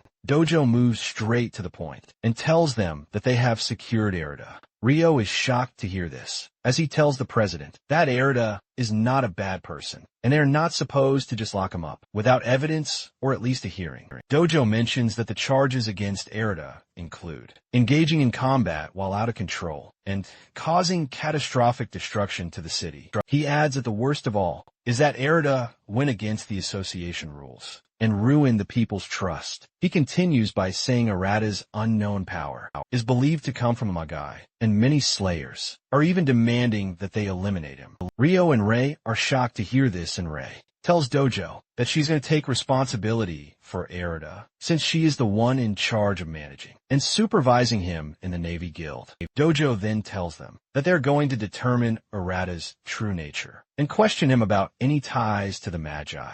Dojo lets them know that Erida's connection to the Magai might be their only chance at knowing the truth. When Cheyenne hears this, she immediately figures out that an interrogator has been put to work on Erida's case, forcing her to sympathize with the poor lad. Dojo then tells the Gold Slayers to remain on high alert because unusual movements are expected from the Magai.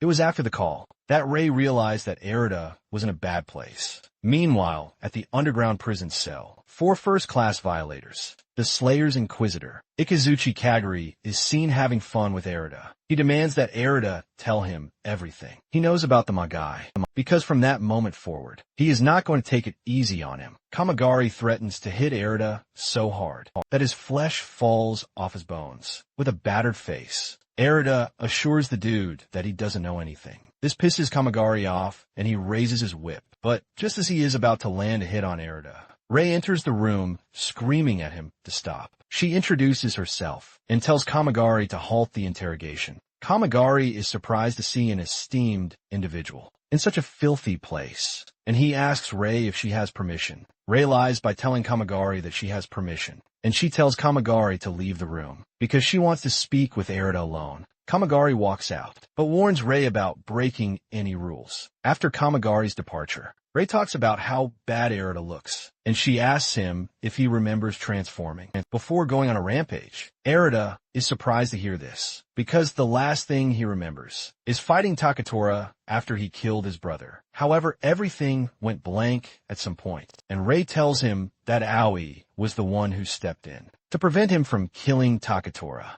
Erida is shocked to hear this, and Rei further tells him that Owie got caught in the crossfire, but she is currently getting herself treated. Erida is saddened when he hears this, and he concludes that he deserves what he is currently getting. He adds that he doesn't even have anything left, because he had to watch the only person he cared about, his brother, get killed right in his presence, without being able to do anything about it. They're talking about this when a message about Owie entering the rift for a rescue comes, and Owie gets concerned when she hears this, and he asks Rei what happened to Owie. Rei explains that they lost communication with several Silver Slayers, and she forced herself into the rift, even though she is not fully fit. Rei then decides that she will speak with Dojo. Erida is about to crash out when Rei pats him on the shoulder, telling him that he can't undo the past, but there is still something only he can do, as long as he still has the power of a Slayer. With a subtle voice, Erida mentions that he has nothing left, and Rei lets him know that she cannot testify if he is evil or not, but she felt something from him. Rei then breaks Erida free from his bondage, while telling him that she trusts her instincts, which is why she is freeing him. Just then, Kamigari returns to the room,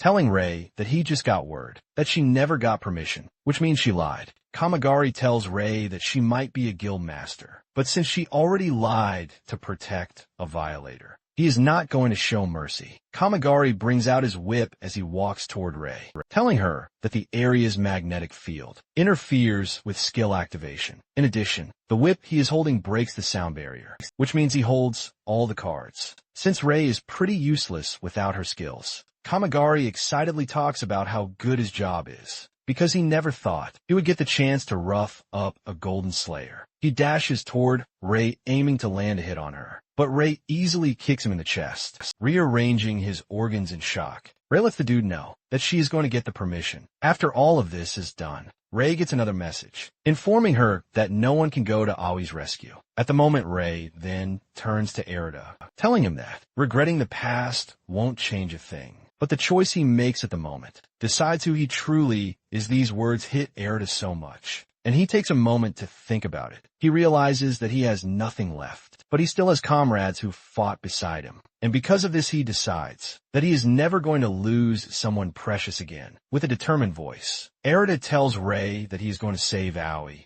No matter what, Rei is glad to hear this, and she tells Erida that they should all make it back, so that they can have barbecue together later. Erida then makes his move, trying to find the exit out of the building. Suddenly, he runs into 3 officials who are there to capture him. Erida is confused, as he has no idea what to do in this situation. Before he can come up with a solution, Ryo shows up, teasing Erida that he came to check on him. After he heard that he got his ass locked up, Ryo then asks Erida what he plans to do now that he is out of prison, and Erida replies that he is going to do what he has to do. Ryo asks him if he is talking about his brother, whom he mentioned earlier. Erida says no, telling him that he just has to save his comrade. Erida tells Ryo that if he can do this, he doesn't really care what happens to him. Ryo is shocked to hear this, and he realizes that Erida still has that flair in him. Ryo then decides to take everything upon himself, and he tells the officials not to worry about Erida,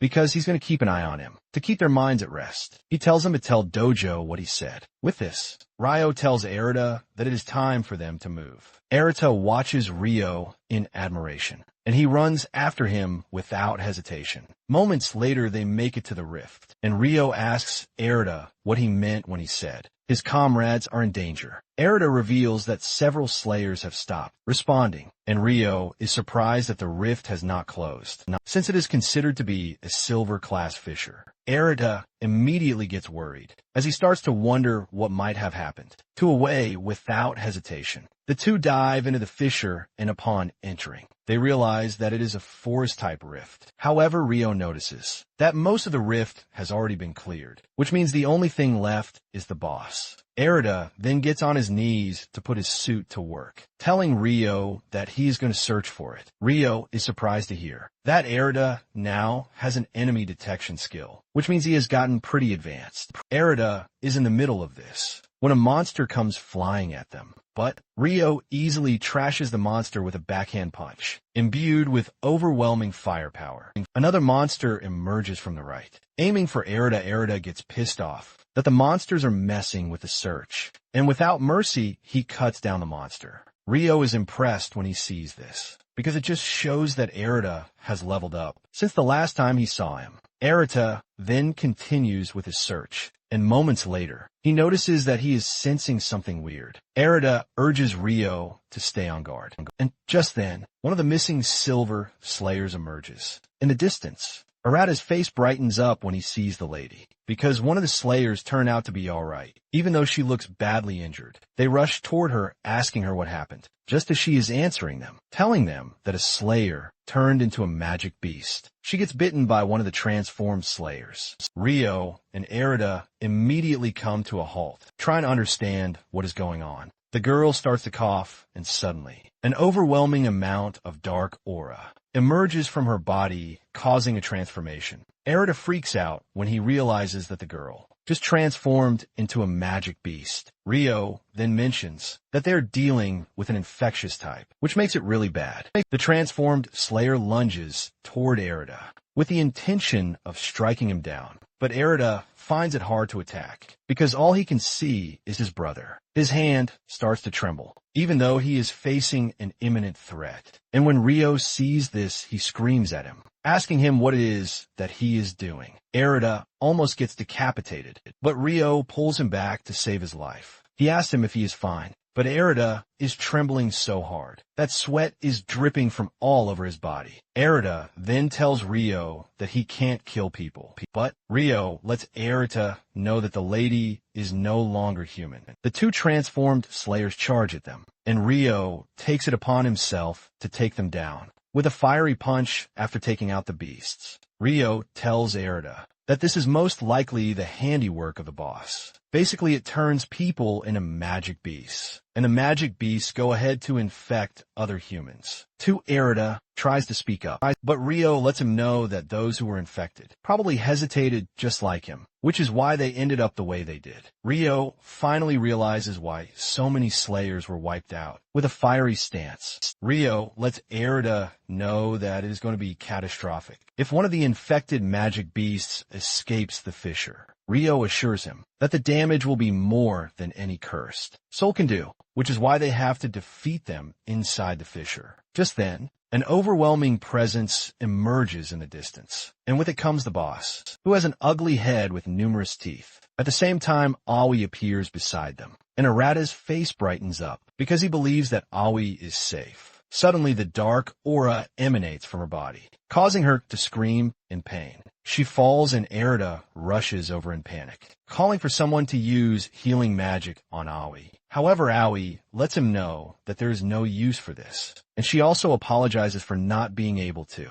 protect everyone. It turns out that Owie has gotten herself bitten on the arm, which is obviously infected, as she slowly starts to transform. She tells Erida that she is glad she got to meet him. Even though it was short, she then tells Erida that she's going to be leaving the rest in his hands. Erida screams out in horror, telling Owie not to turn into a magic beast, with the deluded belief that they can still save her. However, Owie grabs his hands, telling him to start trusting himself. From that moment forward, Owie encourages Erida, telling him that she is fully confident that he can go on to become a great slayer who save a lot of people. After saying this, Owie crashes to the ground, and her words ring in Erida's head, causing him so much emotional pain. He screams out in pain, and Rio turns around to tell him that everyone who has been bitten has been turned. Just then, the boss charges at Ryo, but he manages to block the attack with his arms. On the other hand, Erita is watching Owie's transformation in horror, while wondering why the transformation won't stop. Even though it appears that Owie is already dead, Erita, being who he is, starts racking his brain because he believes that there has to be a way to stop the transformation. He is in the middle of this thought process when Owie jumps to her feet. Like a zombie, she looks totally different. But Erita is still not ready to accept the reality of what is in his presence. While still struggling with the boss, Ryo screams at Erita, telling him that Owie is now a magic beast, and he should forget about what feelings he has. Ryo tells Erita to take Owie down, because once a human turns into a magic beast, there is no coming back from it. Just as Ryo said, Owie lunges at Erita with the intention of punching him. Erita tries to fight back, but he finds it hard to do, and instead of fighting, he leaps backward to dodge Owie's strike. Erita speaks out in fear, telling Ryo that he has no way of fighting Owie, and Ryo decides to leave the boss so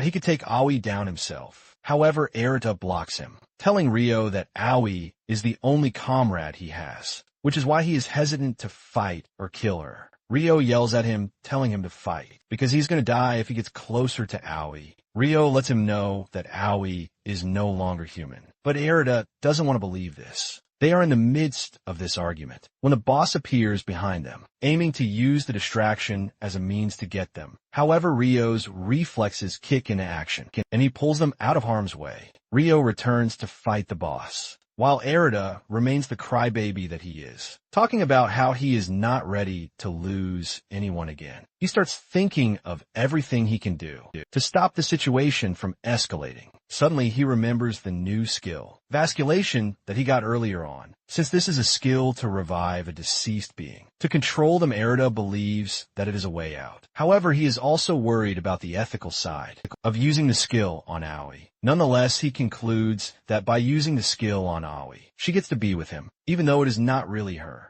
Erita then throws hesitation out of the bag, and he proceeds with the skill activation, because he is not prepared to lose someone precious to him again. Owie gets hit with the skill, releasing a purplish dark aura into her body. Moments later, Erita gets the notification that the transformation is complete. In a surprising turn of events, Owie looks totally different as she bows to Erita, just like a subject, offering their respects to their master. Erita also gets another notification that the lady in front of him is a half-demon called Chiharu Toyoe, and she is now his vassal. Erita walks up to her, calling her Owie and asking her if she is fine. He notices that the skill actually worked, but her aura feels completely different from the usual. Erita also figures out that the magic beast conversion might have stopped, but she is no longer Owie. Ryo turns around to scream at Erita again, telling him that Owie is no longer human. However, Erita argues with Ryo, telling him that he already made her his vassal. Ryo is shocked to hear this, as he wonders where Erita might have gotten the skill from. Erita, on the other hand, is convinced that there's going to be a way to bring Owie back someday, since it is not a full Manga conversion. Just then, Owie's facial expression changes into an angry expression, and she dashes toward the boss. She tries to slash the boss, but her arm gets caught in the boss's mouth. However, Owie is not affected, and this is because the Manga conversion can no longer work on her. Owie then returns the favor by punching the boss in the throat. While Erita finally joins the fight, he leaps toward the boss, and with a powerful slash, he cuts the boss in half, ultimately turning it into dust. With this, Erita gets the notification that the boss has been defeated, and the rift will disappear. When they finally return to the guild, Rei is left in disbelief, as she cannot believe that the lady in front of her is Owie. Rei asks them why Owie ended up the way she did, and Ryo mentions that Owie was on the verge of becoming a magic beast when they found her, and this was because she was bitten by the boss. Erita reveals that he had to use his vassalization skill, explaining that the magic beast they fought earlier had the skill, which is why he got it. After defeating the boss, Erita tells Rei that he didn't want to use the skill, but he believes that it is better than losing Owie. Completely, he mentions that by becoming his vassal, he was able to stop the Manga conversion, and now Owie completely obeys him. Rei is stunned by everything being dumped on her, and she nervously calls Owie's name. To their surprise, Owie responds by calling Rei's name. The trio is shocked, as they can't believe that Owie just spoke. Rei demands to know who she is, and she reveals that she is Owie, a magic beast, but assures them that Owie's consciousness still resides. Deep within her, she is a magic beast, but at the same time, she is not one because she can feel everyone's emotions. When Erida hears this, he is glad to know that Owie is still alive, which means they might actually get the chance to bring her back. One day, Rio,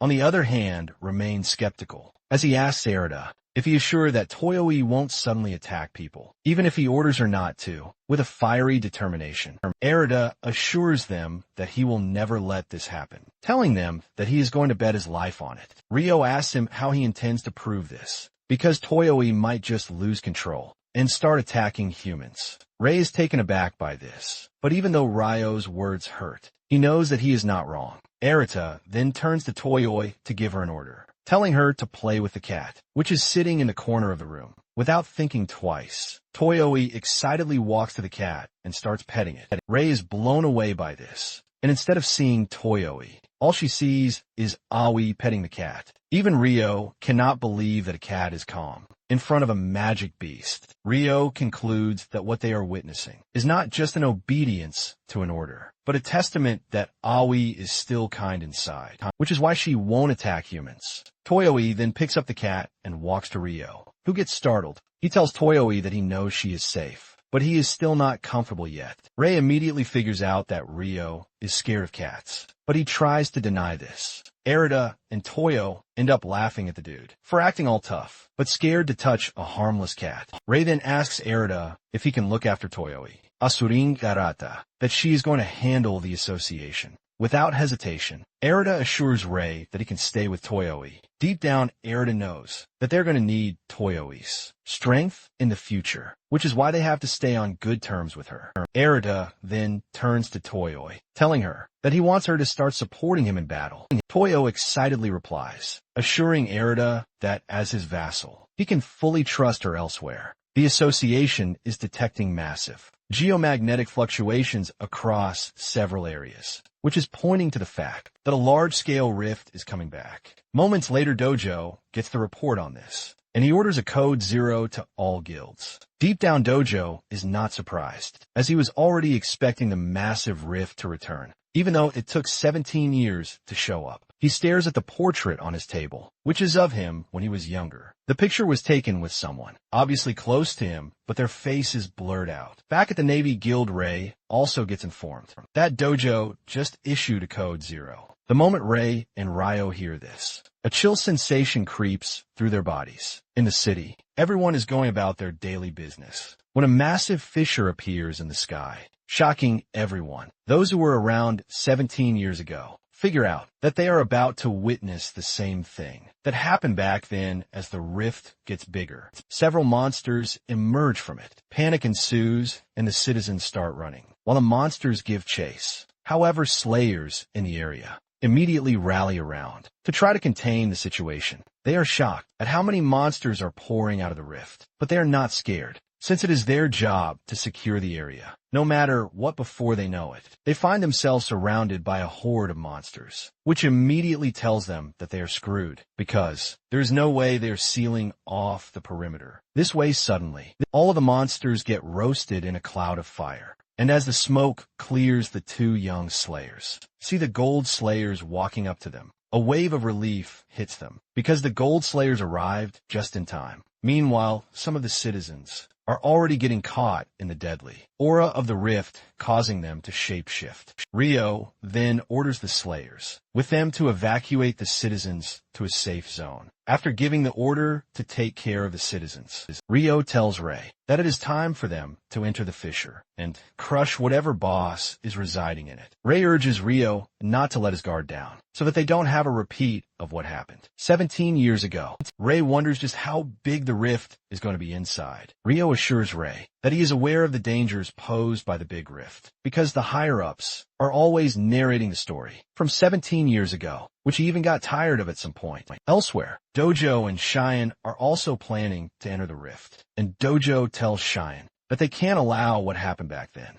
to happen again. Cheyenne teases Dojo telling him that she understands what he is saying, assuring him that they're going to clean up the mess real quick at the same time. Takura is preparing to enter the fissure, as he's been waiting for a long time to do this. As he enters, Erida and Toyoi show up on the scene, and Erida tells Takura that they're going to hold the line on the outside, because this is the order given to them by Ray. Before Ray left, she had told Erida to prove himself with his actions, by fighting like a slayer would do, since they had no idea when they were going to be back. Following Ray's orders, Erida and Toyo take on the monsters in the surrounding area, killing them while saving the citizens in danger. One of the women who was saved pats her crying son on the head, telling him that she already assured him that the slayers would come to their rescue. Just then, flying magic beasts emerge from the rift, leaving Erida totally confused. He doesn't understand why a large number of magic beasts are emerging from the location. He concludes that they are in serious trouble, because flying monsters are a new discovery. Suddenly, one of the flying monsters dashes toward the woman and son that Erida just struggled to save. As the monster is about to hit them, Erida cuts it with his suit powers. He then dashes toward the mother and child, asking them if they are fine. The woman assures Erida that she is fine, while thanking him for the help. Erida looks into the sky and realizes that the flying monsters are everywhere. He figures out that it is going to be a big problem if they keep scattering into different areas, leaving him to start racking his brain on what to do. Erida tells Toyoi that the monsters are not that strong, but the problem is that they can't do anything, while the monsters stay in the air, and they are stuck on the ground. Before they know it, the flying monsters start multiplying like bees, and more keep emerging from the rift. Erida immediately tells Toyoi that they can't sit around without doing anything, because the area is just going to get wrecked if something is not done. Erida figures out that he has to take out the monsters as fast as he can, and he shoots out soot as projectiles at the monsters. He manages to take out a few, but because the monsters are moving so fast, he figures out that it is going to take a lot of effort just to hold them back. Erida knows for sure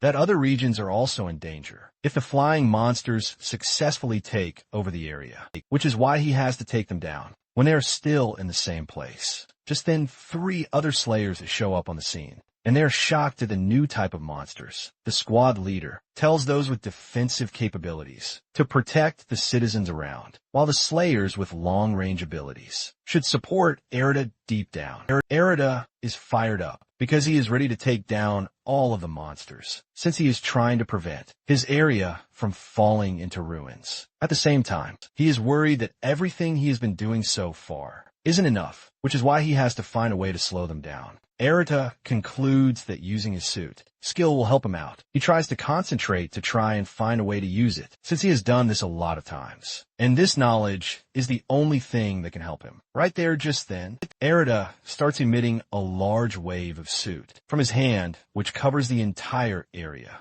encompassing all of the monsters without leaving one. Once he is sure that he has all of them in his grasp, he hardens the soot, which ultimately solidifies the beast. Surprisingly, his plan starts working, but he figures out that using this amount of soot will burn through his MP pretty fast, and if he fails to kill all of the monsters at once, he is done for. Erida then increases the mass of the suit to drag down the monsters, which works out pretty well. With the monsters in reach, Toyoi kicks into action to start cutting them down. With this, Erida is able to wipe out the monsters he trapped in just one move. He realizes that he can also use his skills more easily than before. Erida then decides to continue with the momentum and to wipe out the rest of the monsters. Erida taps into his power again, but this time around he is already straining himself as he tries to take them down in one move. This time around, Erida conjures a large sword using soot, and with the monsters in place, he cuts them down at once, ultimately securing the area.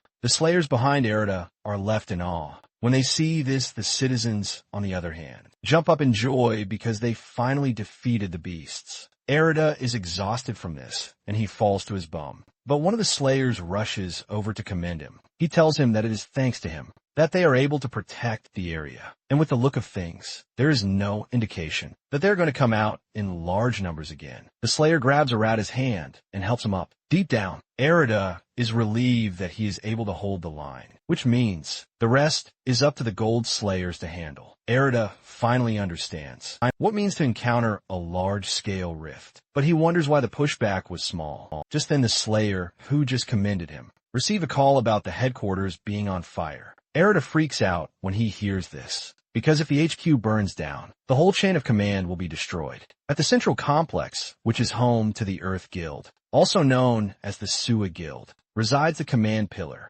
that governs every Slayer operation. In the building is the nationwide Slayer system, which has a record of every magic rift that has taken place. This is the command center that relays missions to each guild. Inside the building is also the armory, the medical ward on top of this, the reward distribution training facilities, detention cells for rogue slayers, and even the media control hub. Its duties basically stretch across every corner of the country. And if this headquarters falls, this means the entire Japanese defense grid against magic beasts is gone inside the headquarters. A dude named Kahaku, who is silver ranked and under dojo, has taken command. He calls out orders, telling the Slayers to evacuate all non-combatants to make sure that they are protected. He tells the regular Slayers to pair up and keep tight formation, while the bronze ranks are to guard the core facilities and report any changes immediately. The silver-ranked Slayers, on the other hand, will be the ones to take on the subjugation of the magic beasts that are trying to take over the headquarters. With a determined voice, Kahaku tells the Slayers that it is up to them to hold the line, since the Gold Slayers are already away. Kahaku looks outside the window to see a bunch of flying monsters surrounding them. He wonders why so many magic beasts suddenly appeared out of nowhere, even though they are nowhere near the large scale. Fissure, he figures out that the magic beasts must have waited for Dojo and the other Gold Slayers to leave before making their move. He wonders if creating a defensive barrier around the rift is still not enough. Looking into the distance, he realizes that the Slayers holding the line are struggling against the monsters. As if this is not bad enough, the Slayers left in the building are raiders, which means that they are not made for defense, but for assault. Just then, Kaku gets word that the infirmary is on fire, and this shocks him because he can't believe that magic beasts have already reached the infirmary. Without hesitation, he heads to the infirmary while telling the Slayer beside him to gather intel on everything so that they can have a clear picture of what is happening. On his way to the infirmary, Kahaku is worried that he might not be up to the task that Dojo gave him, because Dojo left the association in his care. Before leaving upon his arrival at the infirmary, Kahaku realizes that it is filled with magic beasts that have wrecked the area. One of the magic beasts hurls a fire attack towards him, but he leaps out of the way to dodge it. With anger in his voice, Kahaku tells the beast that they are not allowed to run wild. In the headquarters, he figures out that fire attribute beasts and wind attribute beasts are working together while using the flames as cover. Since wind is his weak attribute, Kahaku wonders if taking out the fire-type beast is the right way to go about it. Just then, Arata and Toyoi show up on the scene, and seeing how everything has turned out, Arata confirms that the headquarters is truly on fire. Even though he didn't want to come to the headquarters, he realizes that he has no choice. At this point, Arata then turns to Kahaku, telling him that he's going to put out the flames so he can handle the monsters. Kahaku is pissed that a Slayer appeared out of nowhere to bark orders at him. Just then, he takes a closer look and realizes that Arata is the irregular who escaped. He can also sense the magic beast aura from Toyoi's body. Arata ignores Kahaku's complaints and unleashes his suit to quench the raging fire. Kahaku is shocked when he sees Arata take out the fire with just a single blast. Even though Arata is an irregular Slayer, Kahaku decides to work with him. In the meantime, one of the monsters dashes toward Arata, but Kahaku's power comes into play, and he petrifies the monster with his power. Kahaku mocks the monster, saying he just got another artifact for his collection. Kahaku then places his hand on the ground, and he pulls out a scary spear. Before dashing at the petrified monster, he pushes the spear into the monster, shattering it into pieces. Kahaku then tells Arata that he is putting him on probation, until the headquarters is safe. Kaku lets Erida know that it is their job to wipe out every last magic beast in the area, and Erida agrees with him. Deep down, Erida is relieved that he is getting the chance to fight alongside a prodigy who was able to earn the Seiwa Guild's #2 seat at a very young age, even though he is not sure if Kahaku can use the petrification spell again. He is impressed at how powerful the skill is. Erida figures out that by using his suit, he can harden the beasts and then seal them away. Erida does just this, and when Kahaku sees this, he is shocked to see that Erida was able to copy his skill just from seeing it once they clear out the area. Arata commends Kohaku, telling him that the skill he used earlier was pretty impressive. Kahaku turns away to prevent Erida from seeing his red face, while claiming that the skill is nothing compared to what he can do. Kahaku then asks Erida why he's recklessly throwing out his skills, letting him know that his control is a total disaster. Kahaku lets him know that the kind of carelessness he is operating on will drain his MP while also leaving him wide open. Kahaku says this is the reason he is always wiped out, since he doesn't know the basic stuff. Erida is surprised to hear this, since he doesn't even know anything about the skill. He has just been fighting like hell and never once thought about it. Kahaku teases him, telling him to try not to drag the team down. However, Erida is confused about what they are supposed to protect first, since they have found themselves in this type of situation. Meanwhile, in the headquarters divine armory, Takatora is seen meddling with weapons that don't belong to him. He finds a golden sword and decides that he is going to take it. Since everything has gone to shit, he plans to become the hero who saves everyone, since the Gold Slayers are nowhere to be found. The moment he grabs the divine sword, he feels an insane amount of power coursing through his body, which gives him the idea that he has now surpassed the 5 heavenly kings. He lets out a maniacal scream while declaring himself to be the strongest. On the other hand, Erida, Kahaku, and Toyoi continue subjugating monsters throughout the headquarters. Kahaku is left confused about where they are supposed to defend first. He doesn't know if it is the command room first or the storage room after taking out so many monsters. Erida is left wondering where the beasts are coming from, because he didn't find any magic beasts near the headquarters when they arrived. Kahaku agrees with him, saying they have to find out pretty fast. He mentions that he is going to see if there are any signs of the beasts coming from a space near the headquarters. He places his hand on the ground to detect signals, and he reveals that the Earth's energy is messed up already, as if something happened underground. Once he is locked in on the origin of the problem, Kahaku makes his way there, telling Erida to keep up or risk getting left behind. Moments later, they arrive at the headquarters underground record storage room. To their surprise, there's a large hole in the middle of the room where the beasts must have crept in from. The monsters were able to use this hole to infiltrate the building while they were all focused on the large scale demonic rift. Just then, another wave of monsters shows up on the scene, and Kahaku whips out his spear to engage them. A bright attack light emerges from the staff as he strikes the monster close to him. Erida offers to help too, and as he tries to cook up his power, Kahaku urges him not to force himself, because he is now a combat asset. He urges him to control his breathing, to make space inside himself, while letting the power naturally rise from his core. Erida decides to follow Kahaku's advice, as he tries to concentrate on doing this. Just then, Erida manages to whip out a big sword made from soot, and he starts taking out the monsters with it. Kahaku is impressed by this, and he tells Erida that he has improved a little. Deep down, Kahaku can see that Arata's skill, control, and combat sense are bad, but he is slowly getting used to fighting.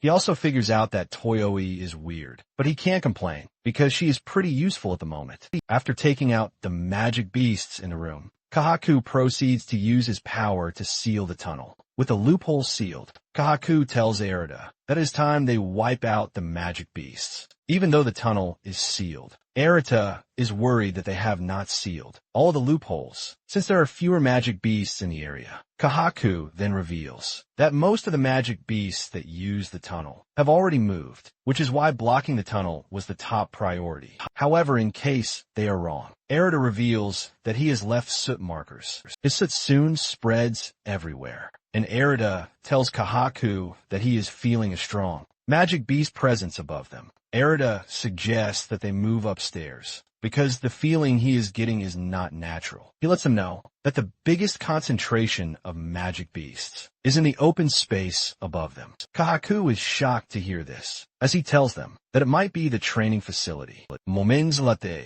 they arrive at the headquarters training facility, and to their greatest surprise, there's a rift inside the headquarters. Kahaku is pissed when he sees this, because they missed it thanks to the chaos. Magic beasts emerge from the rift, shocking Erida, who didn't expect this. Kahaku then reveals that the beasts are diverting attention from the huge, demonic rift, using the fire in the underground as cover. Enraged, Kahaku attacks the magic beasts, and Erida joins him as they take down the monsters. Kahaku figures out that the only solution is to find a way to close the rift as fast as they can. However, he is worried that if he leaves, the association will be in danger. In addition to this, he realizes that the rift is different from the usual ones, because it is big enough to spawn magic beasts. Kahaku starts racking his brain, wondering what Dojo would do in this situation. Just then, Erida tells Kahaku that he is willing to go. Kahaku is shocked when he hears this, because Erida is exhausted already, but he is still prepared to throw himself into danger. Without hesitation, Kahaku wonders, what is that is driving Erida this much? Kahaku then tells Erida that he is going too. Since Erida, who is a rogue slayer, is offering to risk himself, he cannot sit back either.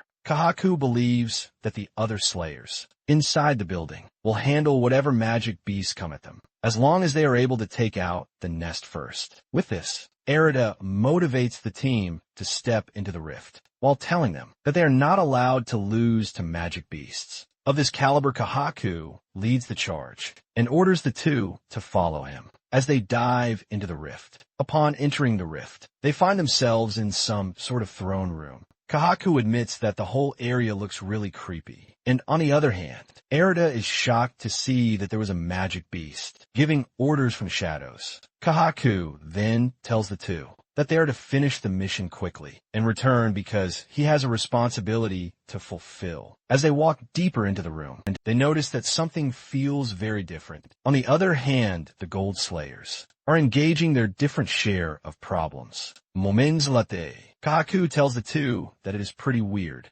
that no monster has shown up since they arrived in this weird area. Kahaku then asks Erida to tell him what it is that drives him to fight. Erida is startled by the question, and while he is still trying to answer, Kahaku cuts in saying he, on the other hand, is fighting for Dojo's sake. Kahaku says as long as Dojo stands, the Slayers will endure the war against the magic beasts. However, he believes that Erida lacks all traces of refinement. Toyoe intentionally twists his words, telling Erida that Kahaku meant he is not his type. Kahaku quickly clears the air, telling Toyoe that she is misunderstanding his words. Kahaku tells Toyoe to watch Dojo when he fights. He starts glazing the man, saying he commands his power like a river, and his seasoned technique wastes nothing. Kahaku continues by saying Dojo's form is pure artistry, and he starts talking about how an ancient master painter would have turned the moment into a holy work if he witnessed it. Toyoe is not impressed by everything Kahaku is saying, but Kahaku believes that she is just a rude girl.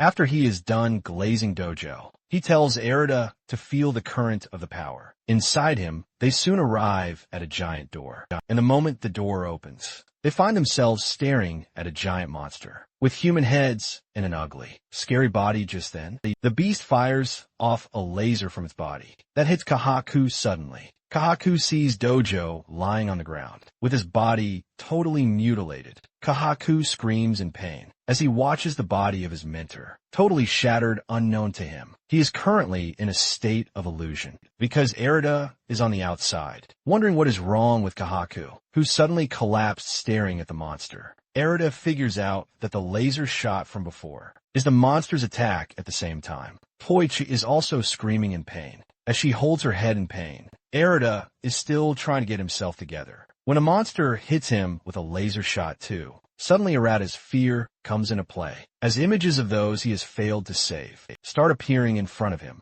berating him for letting them die. Erida also gets images calling him a failed slayer, saying he should have been the one to die. Arata crashes to his knees in tears as the emotional burden gets larger with every second that goes by.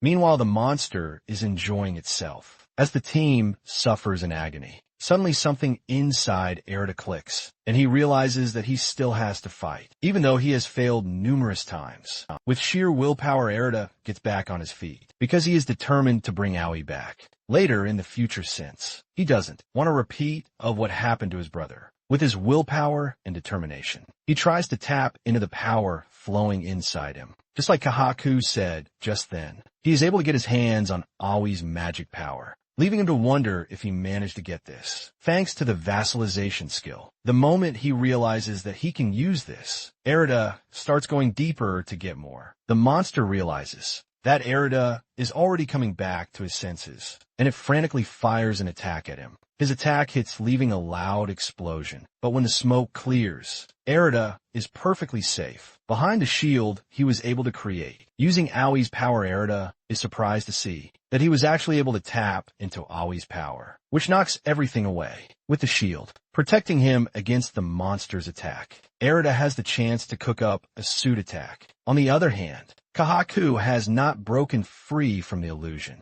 as he believes that Dojo is truly dead. Suddenly it dawns on him that Arata is planning to take on the monster, all by himself, disappointed in himself. He smacks his head into the ground to get himself back into his right senses. Thanks to this, he is able to return to his senses, and he stares at the boss monster disgustingly, promising to handle things for his mentor's sake. At this point, the monster is firing lasers at Arata, but he is able to block all thanks to the shield. The monster is pissed that everything he is doing is getting repelled by the shield. Suddenly, Arata senses danger behind him, and when he turns around, he realizes that a part of the monster has split from the main body. This split part is now coming after him, but just as the clone is about to slash Arata, Toyoi's voice echoes through the room, telling the monster that it overestimated itself by creating clones of itself too quickly, which forced its illusion to wear off. The clone trying to get to Arata gets impaled by Toyoi's sharp claws, and she looks absolutely badass while doing this. With Toyoi back to her senses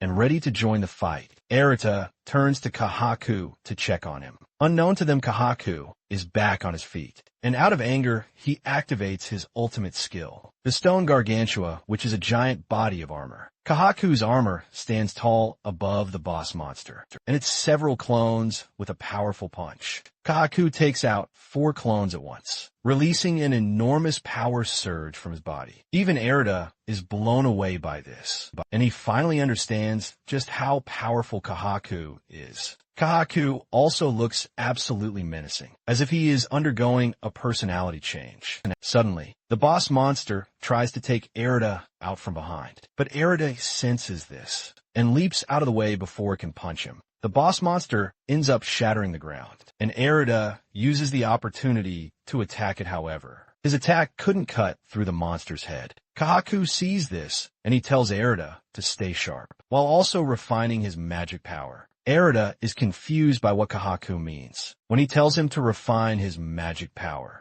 and Kahaku knows that Arata's journey is going to end in that very room if he can't surpass his limit. Following Kahaku's words, Arata closes his eyes to concentrate, and he is able to move past the distractions. In the end, Arata imbues his suit sword with Owie's power to turn his blade into the glittering mist sword. With a new powered sword, Arata dashes toward the monster, and in the blink of an eye, cuts it in half, ultimately defeating the monster. Breathing heavily from this, he turns to look at Toyoi and Kahaku. Toyoi is shocked, while Kahaku has the look of a proud father on his face. He commends Arata, telling him that he just earned a pass mark. Exhausted from his last attack, Arata crashes to the ground, and Toyoi runs over to check on him. Kaku, on the other hand, realizes that Arata's power matches the ones who awaken. A golden orband. This has him questioning why Arata is doing what he is doing. Later on, they returned to the HQ and cleared out the monsters, thus protecting the association headquarters, since the HQ is now safe. Kahaku figures out that what is next is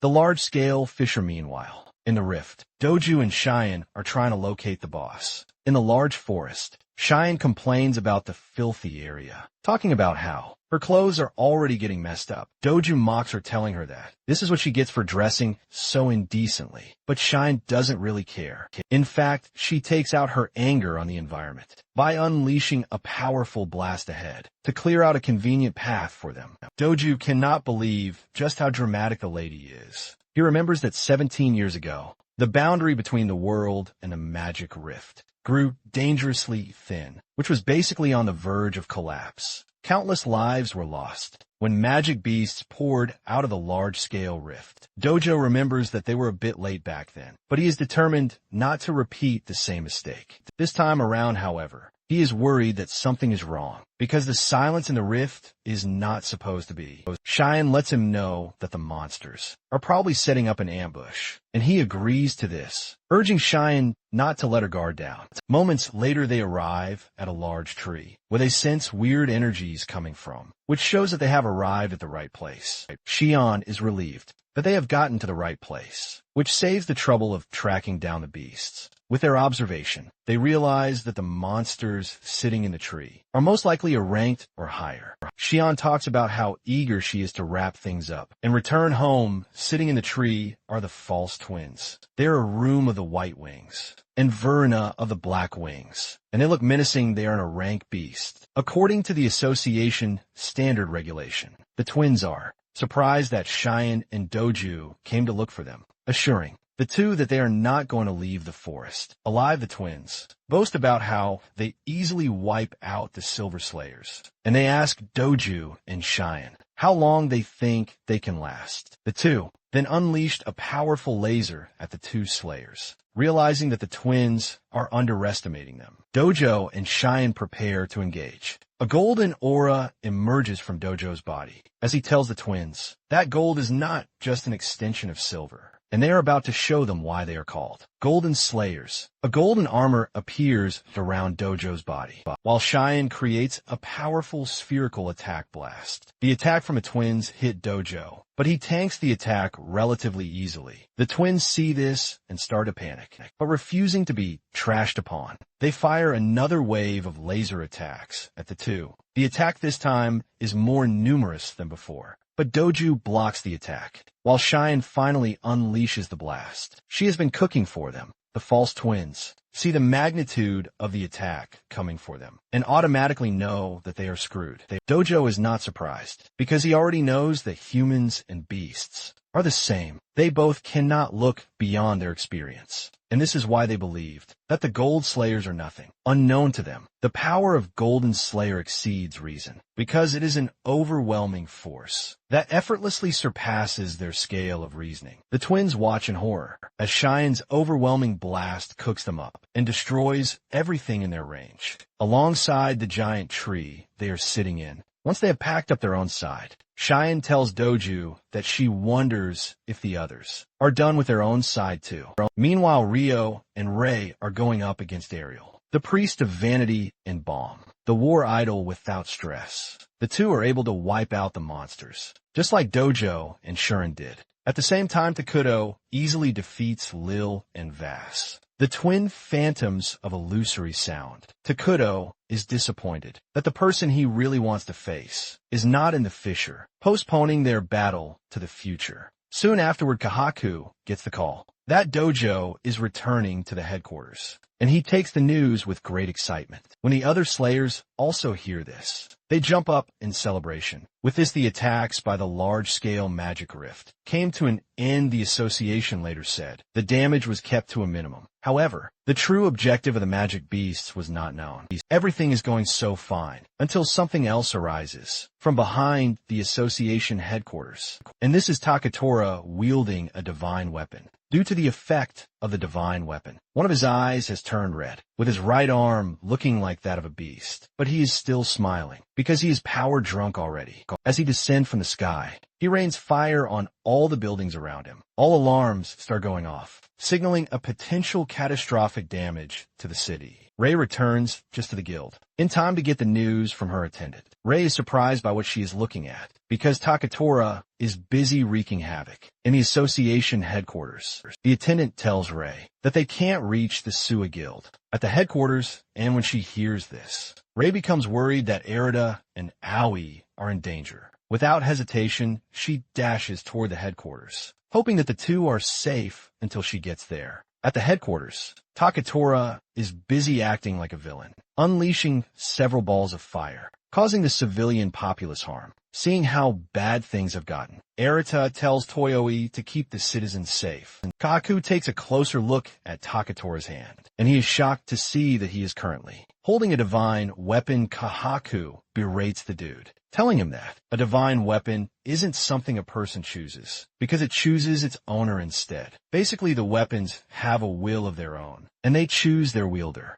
Kahaku wonders how Takatora even got his hands on the weapon, because the barrier around the armory shouldn't be breakable by someone like Takatora. Just then Takatora lets out a huge laugh, while claiming that he is the strongest. Suddenly he screams out in pain, and a dark shadow emerges from his body. The shadow lunges at Erida and attacks him, but Erida is able to block the attack with his shield. Arata tries to clear his head of any form of distraction, because he knows that he has a bunch of civilians that he has to protect with a precise strike. He cuts the shadow in half, and Erita is willing to go beyond his limits as a slayer. At the same time, Kahaku and Toyoi take on Takatora, with the intention of protecting the guild and the civilians. Moments latte, Erida realizes that he is already at his limit, because he has used too much power already. Sensing how weak he has become, Takatora lunges at him with a powerful blow. Erida knows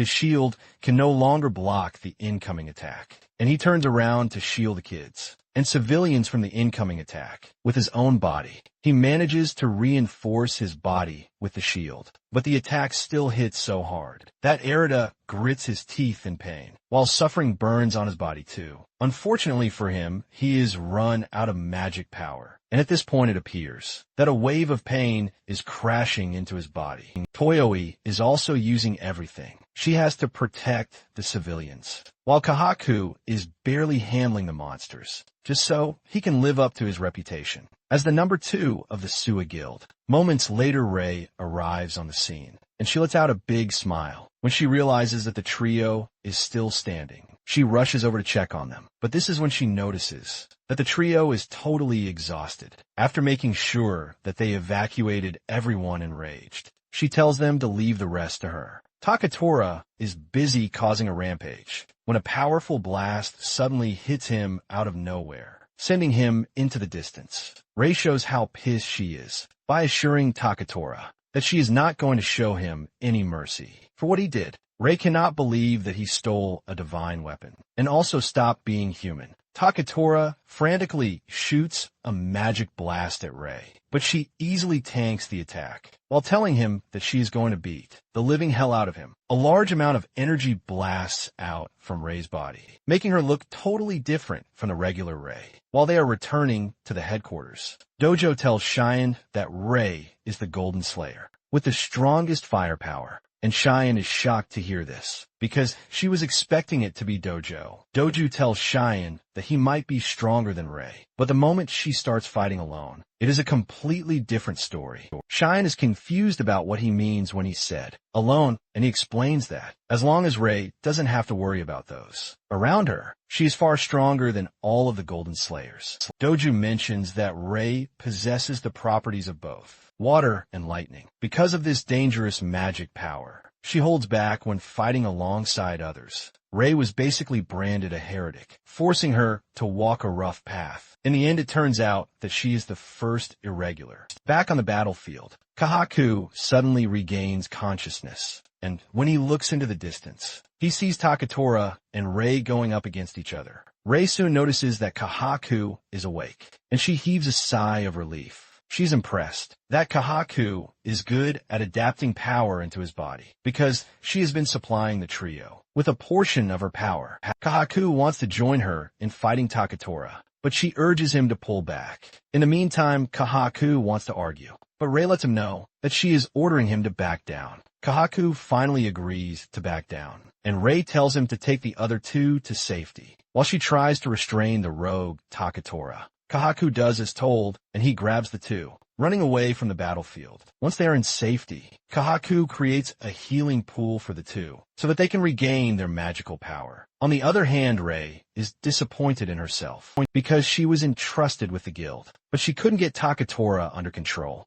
which is why he ended up the way he did. Rei is pissed at how things have turned out, and she concludes that she should have done everything alone from the start. Enraged at how Rei is trashing him around, Takatora screams out in anger, unleashing a barrage of ice swords at Rei. Rei creates a force field that blocks the incoming attack. While most flies past him, some of the swords get caught in the force field. And when Rei sees just how close she is to dying from the sword, she gets enraged, holding on to the force field. Rei remembers her parents' encouragement, talking about how they're going to protect the city. Rei finally taps into her rage, and she unleashes her lightning power, easily shattering every attack coming at her. She gets into an attack stance, and she shoots a lightning attack at Takatora, catching him in a lightning tornado. Takatora screams in pain as the lightning courses through his body, and Kahaku is shocked to see Rei wielding the two strongest gifts bestowed by the gods. However, this is a power that demands a high price from its user. When Rei was still younger, her classmates didn't want to get close to her, as they always believed that she was going to go berserk because she was an irregular just by staring at Rei. Kahaku knows that she must have walked a difficult path. With a hand signal, Rei cooks up another lightning attack that she shoots at Takatora. He screams out in horror as the lightning pierces through his body, but Rei continues, punishing him by throwing him around in a tornado. Kahaku is terrified when he sees this, because this just shows how crazy Rei's power is. Pissed about being trashed around, Takatora leaps closer to Rei, aiming to turn the battle into a close combat battle. However, Rei easily dodges his attack, and he grabs his deformed hand, telling him that he should forget about trying to outmatch him. In close combat, Rei then cooks up a lightning attack in her right fist, and Takatora watches in fear as the punch hits him really hard. This releases a massive shockwave, and Takatora is sent flying into the distance. Takatora crashes into the ground, but he still tries to get back on his feet, and Rei is shocked to see this. She realizes that the divine weapon is no joke, but even with the danger in front of her, she concludes that she has to do everything all by herself. She remembers holding her mother's body in her hands, while also blaming herself for every pain everyone close to her has felt. Since Takatora is trying to stay stubborn, Rei tells him that she is going to end him. Just then, Kahaku notices that the water on the ground is moving, leaving him to wonder what is happening. As she prepares to fire the powerful shot, she knows that she is going to be vulnerable for a while, but at the same time, she has no choice but to use it, while hoping that Takatora doesn't die. Just then, Rei fires off a powerful lightning shot that looks nuclear with no escape route. Takatora gets hit, unleashing a nuclear explosion that hits Takatora really hard. Kahaku is shocked when he sees this, because he can't believe that he just witnessed Rei fire off a hydrogen bomb with precise accuracy. After this, Rei finally descends to the ground, and just as she expected, she falls to her knees in exhaustion. Kahaku rushes over to check on her, but she manages to get on her feet, assuring Kahaku that she is fine, even though she looks totally drained. Just then, she looks into the distance to see the people celebrating her victory over Takatora. This leaves a smile on her face, and just as she is still thinking about returning home to have a barbecue because she has worked way too much, a sword pierces her from behind. She screams out in pain and shock. When she turns to look at her attacker, it turns out to be Takatora, whom they assumed was dead. Rei crashes to the ground, with blood pouring out her mouth and a hole in her chest. Kahaku rushes toward Rei, scared that she is about to die. Rei, on the other hand, is disappointed in herself because she let her guard down by misjudging his strength, which is why she is down on the ground. Rei believes that she's going to die, but she believes that she did her best, with tears streaming down her face. Takatora starts laughing like a maniac, while telling Rei that she belongs to him. He raises his sword ready to cut Rei down, but Owie appears out of nowhere to grab his hand. Rei coughs up blood, while berating Owie for putting herself at risk. However, she lets Rei know that she is not alone. Annoyed, Takatora slaps Owie off, and when the slayers in the area see this, they all come together, with the sole intention of protecting Rei, who fought really hard. Rei watches, as they all put their lives at risk to protect her, because they believe she is the only hope that they have. Rei wishes that they could just run away, because she doesn't want anyone to die because of her. Again, Kahaku kneels beside Rei to try to heal her with his power. As she slowly fades, she wishes that someone would show up to help her. Takatora is having fun when Erita suddenly appears out of nowhere and grabs him by the head. Within the blink of an eye, Takatora finds himself flying into the distance, and by the time he lands, a ton of swords made from soot impale his body. However, Takatora's pride blinds him so hard that he believes that Erita is no match for him. Erita simply unleashes another wave of attack at him, leaving a loud explosion that knocks Takatora to the ground. While Erita tells him to shut his mouth, Erita looks totally different, with a horn growing out of his head, and his appearance shocks Rei. Takatora watches in horror, trying to understand why Erita looks different. Minutes earlier, Erita had heard a voice in his head, and he suddenly found himself in a strange space. Erita is disappointed in himself that he passed out from Takatora's attacks. Just then he sees a man in chains, and the moment the man realizes that Rei can finally see and hear him, he lets out a loud laugh. Scared, Erita whips out his sword, demanding to know who he is. The dude then tells Erita to calm down, while revealing that his true name is Regnus, and he assures Rei that he is going to tell him why he granted him the power that he is currently using. Instead of hearing what the dude has to say, Erita just cuts him in half. Regnus cannot believe how impulsive Erita is, and Erita screams at him to get him out of the strange space that he is. Regnus tells Erita that the sword he is using and the power he is wielding are both his, because he gave them to him. Erita is shocked to hear this, and Regnus tells him that he has to understand what he has to do, because he is the long-awaited heretic. Erita is confused when he hears this, because he doesn't understand a word of whatever the dude is saying. Regnus then tells Erita that the power he wields is forbidden, which is why he is a heretic. Regnus tells him that he can use the power to steal, without reason, and take whatever he wants. Annoyed by this, Erita cuts Regnus's head again, telling him that he has a ton of things that he would like to ask him, but he doesn't actually have the time at this point. Erita tells Regnus to give him more power, since he is the owner of the power. Seeing how Erita is grabbing his collar chain, Regnus commends him, telling him that he's got the guts. Regnus adds that Erita is no longer the crybaby that he once was. Regnus tells Erita that he might say no to his request, but Erita lets him know that he is pretty sure that Regnus will remain locked away for eternity if he doesn't do something about it. Regnus is impressed at how smart Erita is, and he tells him that he can give him 1 minute to grasp the core of his power. Now, in reality, Erita finally understands why his form is different, and this is thanks to Regnault overshooting his ability. However, Takatora doesn't think Erita still has a chance against him, even though his form is different from usual. He lunges at Erita, but Erita effortlessly creates a bunch of shields to surround himself. To block his attack, Erita then returns the favor by landing a blow on Takatora's chest that sends him flying into the distance. Before Takatora knows it, he is pinned to the ground, with numerous swords hanging off his back. Even at this, Takatora believes that it is not over yet, as he doesn't want to think of the possibility of him losing to someone like Erita.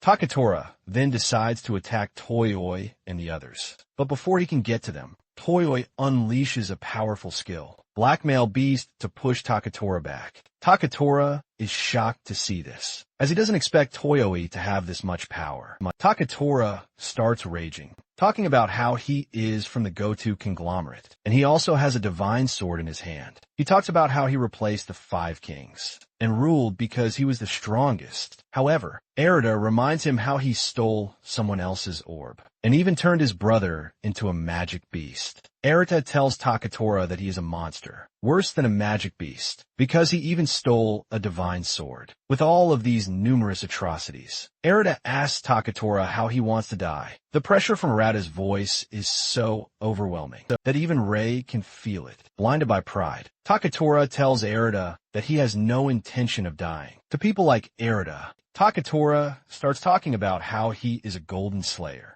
and he tries to unleash a powerful energy from his body. But suddenly blood starts to shoot out of his body. When Erida sees this, he finally understands that Takatora's body can't endure the orb's power, because it was never his in fact. Takatora had nothing to begin with, and when Takatora realizes that he is screwed, he makes a run for it. However, Arata Kaswali opens a rift. Shocking Kahaku Takatora comes to a halt when the rift appears in front of him, but Arata's hand emerges from a rift, and he grabs Takatora's head into the rift. Takatora looks absolutely scary as he tells Takatora to stop running. Arata tesis Takatora, asking him what he thinks would happen if the rift closes just as it is. Takatora starts crying because he knows that this means death, as his head would be completely chopped off, just as Erida is about to go through with this. Toyoe grabs him from behind, telling him not to lose himself. She lets him know that he will never be able to forgive himself if he goes through with it.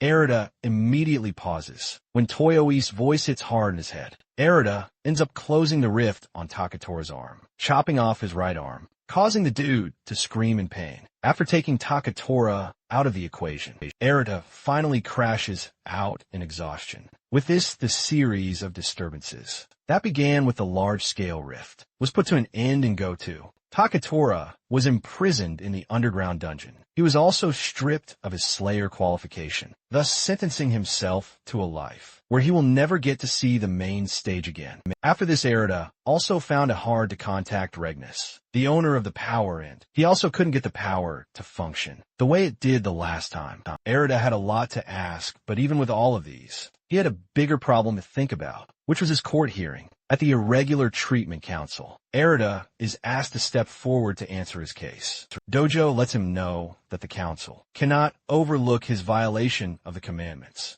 and his jailbreak from the underground cell. With all of these put into account, Dojo tells Erida that they are going to decide his fate. Standing beside him is Toyoe, who is a gag to cover her mouth. Sitting at the hearing are the Gold Slayers and other Slayers who are members of the council. Dojo talks about how Arata's power went so far as to create even a small-scale magic rift, and he believes that such a rampage might escalate into a huge calamity, which could lead the Slayers to ruin. Because of this, Dojo tells the Slayers present in the room that he would like to hear their opinions on this. Rei is the first to stand up, telling the room that the rampage is her responsibility because supervision lies with her. She also adds that they wouldn't have been able to stop Takatora. Without Erida, Ryo supports her, saying Erida might be a heretic, but it was thanks to him that they were able to defeat loads of monsters. He adds that he has fought alongside Erida in the past, and he is pretty sure that he knows Erida well enough. Takudo chimes in on the conversation, saying they cannot ignore the whole situation surrounding Erida, even though they don't really know the source of his power. He suggests that they just place Erida under close surveillance, and Dojo asks Cheyenne if she has anything to add to the case. Cheyenne finally speaks up, saying she is surprised that Erida was fighting without even getting paid, leaving her to wonder why he's a Slayer in the first place. Dojo cannot believe that this is all Cheyenne has to contribute, and he just sighs before moving past her. Erida himself speaks up, saying he might not understand his power, and it is obviously true that he went berserk, but he assures them that he will do it over again if he gets the chance. Just then, one of the conservatives stood up to scream at Erida, telling him not to screw with them. The man talks about how Arata's whole existence is absurd, and even the fact that he now has a magic beast as his subordinate. He talks about how plenty of disasters have been caused by irregular Slayers. In the past, Ryo is not surprised to hear this,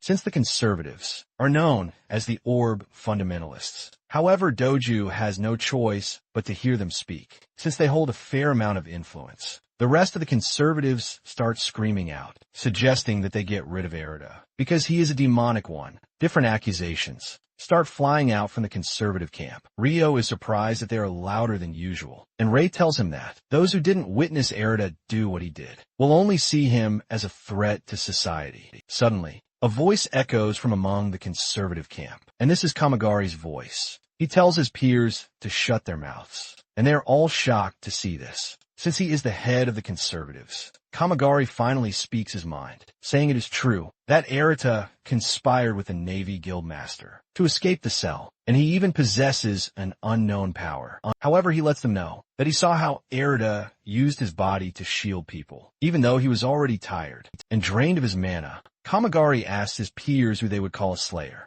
if not someone like Arata, who protects people instead of himself. Kamigari further screams at his comrades, telling them that they couldn't do anything when Takura went on a rampage. Surprisingly, Kamigari tells Dojo that he should punish him if he is looking for someone to punish. Kamigari tells Dojo that he and the other guards were the ones who abandoned their posts. Just then, the citizens present on the scene start to vouch for Arata, telling Dojo that he risked his life to save them. They talk about how Arata was desperately fighting during the assault on the association, even though he was bleeding and battered. They urge Dojo to acknowledge Arata because he is a true slayer, since he fought for the citizens. After hearing everything they have to contribute, Dojo tells them that he is going to accept the answer everyone has shown since there are no objections. Dojo proceeds to make Arata an official slayer of the bronze rank. Dojo tells him that he is going to live under the protection of the Navy Guild, and Rei heaves a sigh of relief because everything worked out in the end. Kamigari walks past Rei, telling her that he only did what he did because Arata saved his sister's life, and he doesn't like being in someone else's debt. Dojo tells Arata to continue fighting for the people as a slayer and show them his resolve and his achievements. However, he lets him know that if he ever forgets this, the association will pass judgment on him once more. Once everyone has agreed to this, Dojo decides to shift his attention to Ryo and Rei, who are responsible for breaking Arata out of prison, and even sends him to the front lines. Without permission, soon afterward, Arata finally leaves the hearing, and later on, he gets his Slayer badge. Meanwhile, Toyoe is staying over at Rei's, even though Arata never wanted the badge. He had no choice but to just take it like that. By the time he returns home, he finds a ton of utility bills waiting for him in the locker. And this is when he finally thanks his stars that he became a slayer, because there is no way he would have been able to pay his bills. Arata is still looking through the envelopes when a girl suddenly jumps on him from the side. The silver-haired girl tells Arata that she has been waiting for him, and she looks absolutely excited to see Arata. While Arata is totally confused about who she is, she grabs him and asks him if he is going to allow her to dissect him. She looks like a creep as she urges Arata to show her his insides. Arata freaks out and shoots her away with his suit power, but this just excites the girl even further. She whips out surgical equipment as she drools in the mouth, telling Arata that she can't wait to get inside him. She lunges at him again, but before she can reach him, she gets knocked down by Rei's power. Fortunately for Arata, Rei showed up just in time, because she was already expecting something like this to happen. Rei restrains the girl upside down, and she asks Rei if she didn't hear the information passed down from Dojo. Rei assures her that she is aware, and this is all about them going to the Research Institute the next day. When Akira hears them talk about the Research Institute, he figures out who the girl is. Apparently, she is the director of the Slayer Research Institute, and her name is Akahabo. The following day, Arata finds himself in Aki's lab, answering her questions. Aki freaks out when she hears how he created a fissure, and even got himself to use Regnus's power. Aki immediately becomes interested in whatever is going on inside Arata's body. Arata tells her that a lot has happened, which he has not even sorted out yet, but he has various things planned out. However, Aki tells him that she cannot hold back anymore, and restrains him so she can get undiluted access to his body. Arata cannot believe what is happening to him, and he concludes that he shouldn't have told Aki about his powers. Just then, Aki activates her skill, which is called the virtual autopsy. It is a non-invasive dissection, using the water mirror scalpel, which allows dissection without damaging the subject's body. Arata is still freaking out when Rei shows up, telling him that Aki might be a pain to deal with, but her skill is the real deal. Rei assures Erida that he can trust Aki. When it comes to this, in fact, Rei lets Erida know that she was scared of Aki the first time too. Erida then demands to know what type of skill Aki has, because this is the first time he has seen this type of skill from Slayer. In the past, Aki, on the other hand, is totally blown away by what she is staring at. In Arata's body, she reveals that Arata's body structure is totally different from that of a normal Slayer. Aki says Erida has the same origin as a Magai, because the traits are similar to those of Magai. Erida then mentions that he still doesn't know anything, but he feels that the power is settling into his body. Far more than before, Aki then tells Erida that his body is the key to opening the door to the demon realm. Erida is shocked to hear this, as he has no idea what they mean by this. Aki then asks him if he knows what a magic rift is. Erida explains that it is a crack where dark souls come out, which is basically like a dungeon that disappears once one defeats the boss inside. Aki confirms this, saying it is like a limited time dungeon, but she tells him that there are structures inside that clearly show altered history, and some Magai can speak human language. She mentions that there are some who even form parties with specific goals. This means that they're not just encountering rifts, but proof that they have their own world. Aki tells Erida that the magic rift is merely a passageway for dark souls coming from the demon realm. Aki confesses that they don't know much about this yet, because everything she is saying is based on a hypothesis. Aki lets Erida know that there is a way to go from the magic rift into the demon realm, and he needs to find this route. Basically, the clue to the origin of the magic rifts lies within the demon realm itself. Erida finally understands that he is expected to track down the dude residing in the demon realm. Aki then tells Erida that there is one more thing about his body that is bothering her. She mentions that in his astral body and chi circulation, she saw the color of someone other than himself. She believes that it is separate from Regnus, and this shocks Erida. However, Aki tells Erida that she doesn't know much about this, since he is the first of his kind that she will be dealing with. Rei then urges Erida to be careful, because even if they figure out a way, there is no Slayer that has ever gone to the demon realm before. Rei says they have no idea what resides in the demon realm, or even if his existence will be allowed in the demon realm. Erida assures them that he is aware of the danger, but he believes that if he doesn't go to the demon realm anytime soon, nothing will change. Aki lets Erida know that she knows where he is coming from, but tells him that they will not be struggling if they know the method nonetheless. Erida tells the two that he doesn't have the time to play around, and in addition, there is only one way to find out how to get to the demon realm. Aki immediately asks him what he means by this, and Erida replies that he has to force the answer out of Regnus. Erida says he has been thinking about it, and it appears that Regnus needs him, which is going to be a problem if he actually dies. Erida asks Aki if he can perform medical treatment and surgery, and Aki reveals that she was the one who operated on Rei's wounds. The moment Erida hears this, he concludes that he could try out his plan. Without hesitation, he pushes his sword into his neck, and he passes out immediately. Without wasting time, he finds himself in Regnus' space again.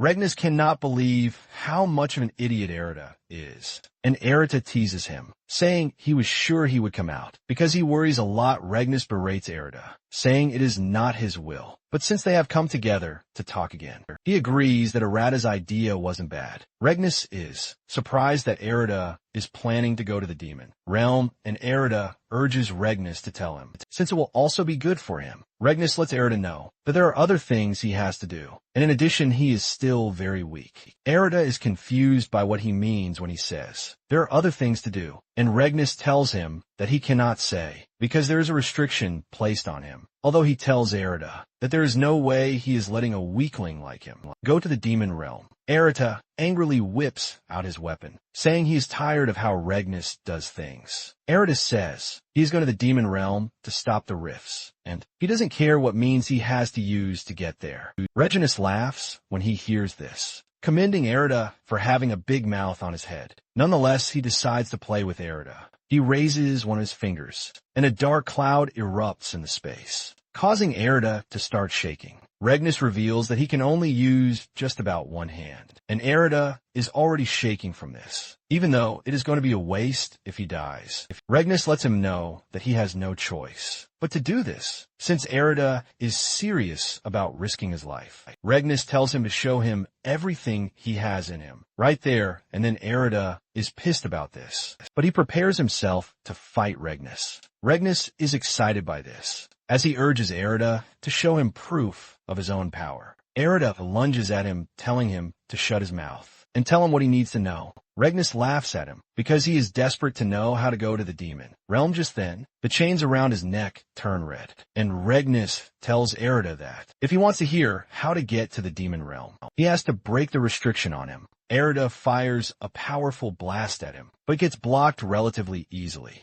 Regnus mocks him, asking him if this is all he has to offer, and he tells him that he is going to die right there if he doesn't up his game. Regnus assures Erida that he has no intention of killing him, but he obviously can't hold back, since it is part of the restriction. Erida is tired of hearing the dude talk about restriction, calling him a pitiful dude, and Regnus agrees that he is actually shameless. Regnus tells Erida to show him his power if he doesn't want to die. Before Erida knows what is happening, he gets overwhelmed by Regnus's strength. He gets pushed to the ground, with blood gushing out of his body. Erida finally realizes just how strong Regnus is, because with just one arm, he is completely on a different level. Just one hit puts Erida in a hurtful position that feels like his body is about to shatter into pieces. Regnus is disappointed when he sees just how badly he is coping, and he urges him to do better. Erida assures Regnus that he is not going to give up, because what he is currently suffering is not up to what his brother suffered. Regnus is impressed that Erida is not ready to give up, and he explains to him that soot is what remains at the very end, even after being burned by the fires of hell. Regnus assuris arata, that he has also given him the same power as that, urging him to fight really hard.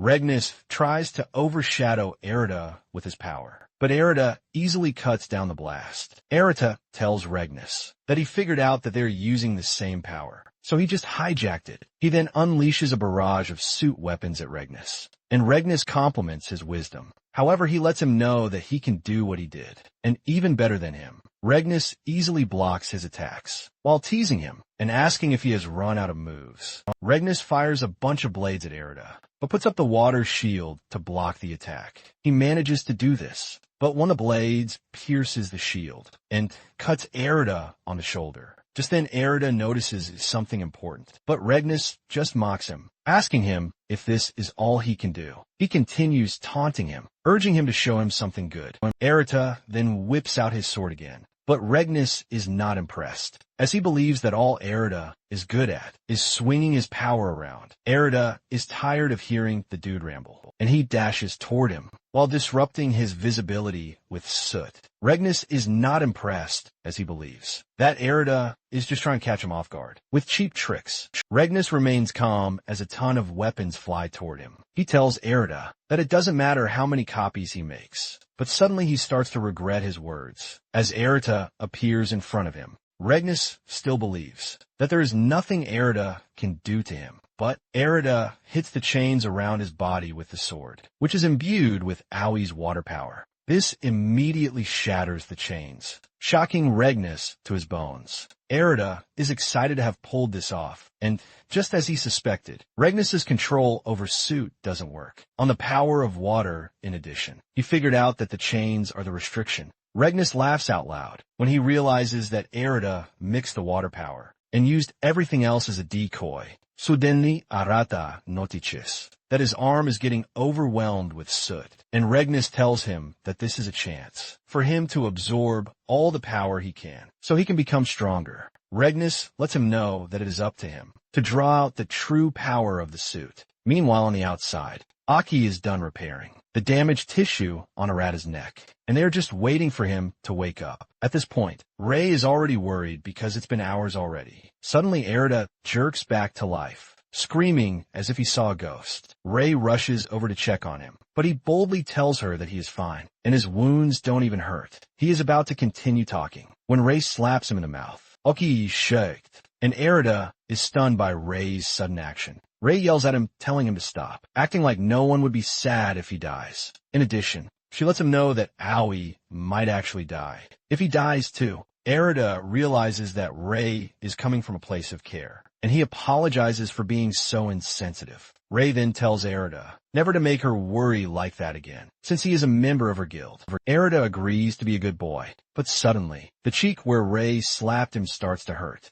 and he is forced to scream out in agony. Ray casually tells him that he should never think her slap is just a normal slap. Nonetheless, Erida is happy to inform the two that he was able to get the information he wanted. Out of Regnus, soon afterward, Erida and Ray meet with the other Gold Slayers to tell them the information he was able to get from Regnus. Rayo is skeptical about the whole thing, asking the group if they can really trust Regnus's words, because he doesn't see any reason why he would bother telling them a big secret. Like that, Erida lets them know that Regnus isn't lying, and Ray backs him up saying she doesn't know how. Erida was able to force the info out of Regnus, but Erida actually put himself in danger to uncover the secret to Kudo. He, on the other hand, is tired of the suspense, and he asks them what the method is. Erida finally speaks up, revealing that the path to the demon realm is defeating the boss inside an S-rank magic rift. After defeating the boss, he is expected to create a rift of his own and use that to cross over to the other side.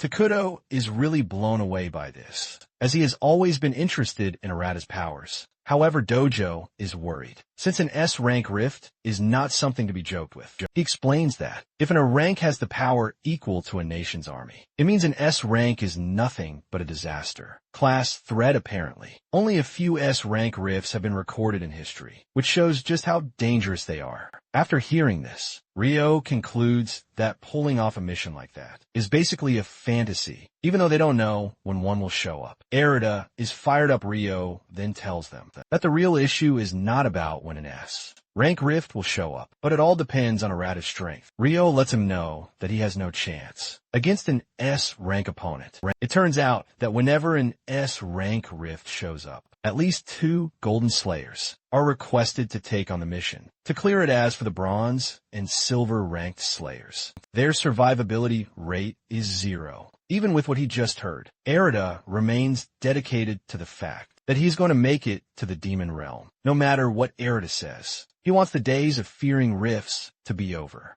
Dojo agrees with him, saying for the first time, the Slayers might actually go on the offensive, instead of always waiting around for the rifts to surprise them. However, there's only one problem, and this is Erida getting stronger. Shine immediately suggests that Erida gets stronger by participating in the Dead Minute trial, assuring him that she is going to be his opponent. Ray is shocked to hear this, since there's never been someone who has attempted this against a gold rank Ryo. On the other hand, is not worried, because he believes that this will help Erida prepare well against whatever battle he comes across in the S-rank rift. While they're all arguing about this, Erida has no idea what they mean by the Dead Minute trial. Dojin then tells him that it is an extreme survival test employed when there is a request to subjugate a magic rift ranked higher than one's level. Since Erida is planning to enter an S-rank rift, Dojo believes that this is something he can definitely take on. The Dead Minute trial is basically a test where one must survive against 3 higher ranking Slayers for 1 minute to survive the minimum mission requirement of survival.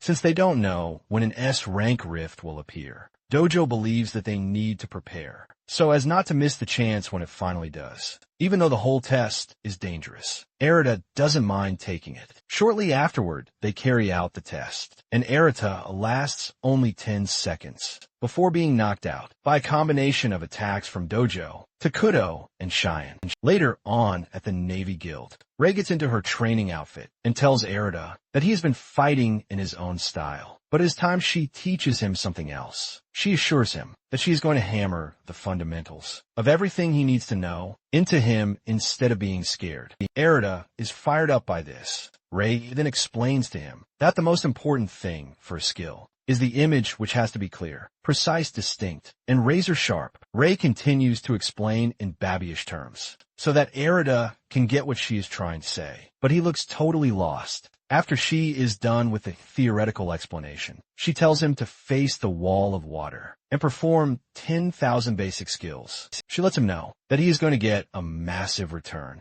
if he does it quite well. Erida and Owie then face the wall to start unleashing attacks at it. Hours later, the two finally finished with the requested number, but they were already panting like 30 dogs. Just when they think it is over, Ray shows up, telling them that they have to do 20,000 more, shocking them. Ray lets them know that they only get started when they feel it is already over. Some more hours later, the two are totally exhausted, and they crash to the ground, finding it hard to even lift their arms. Suddenly, the wall of water comes crashing down, forcing Erida to react quickly to take down the water. Erida is surprised that he was still able to activate a skill purely on reflex, even though he believed that he was totally exhausted. Ray is impressed by this, as she explains to him that what he just did is what decides life or death. Later on, Erida heads to the Lion Flame Guild, and Rio lets him know that he is about to cook him because he was holding back the last time. With all the excitement in the world,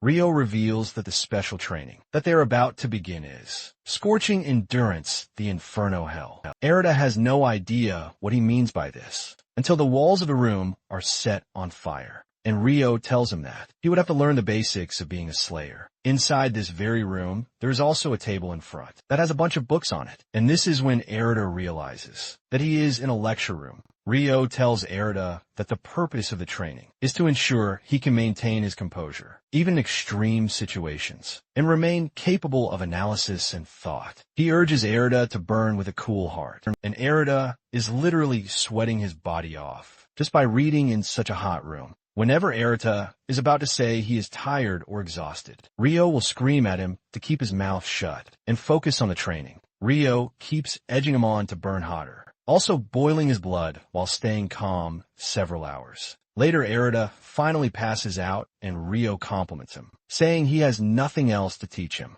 Rio believes that Erida has finally acquired clear thinking and fiery calmness under extreme conditions. Erida, sweating like a goat, can't believe that this is all the training he got. Just a day before the Death Minute trial retest, Erida is seen training in the woods. Meanwhile, he is being watched by a suspicious shadowy figure. The next day, Erida reports to the field where he is to take the test, and Dojo lets him know that he is not going to be allowed to escort them into the S-rank rift if he fails the test just then. The retest begins, and Erida makes the first move by dashing toward the trio. He knows that he only lasted seconds in the last test, but this time around, he is prepared to give it his all. He unleashes a massive wave of soot to reduce visibility, and Takuto realizes that he is trying to force them to be careful so they don't take each other with friendly fire. After firing off a blast to clear the soot in front, Takuto realizes that Erida set a double trap for them.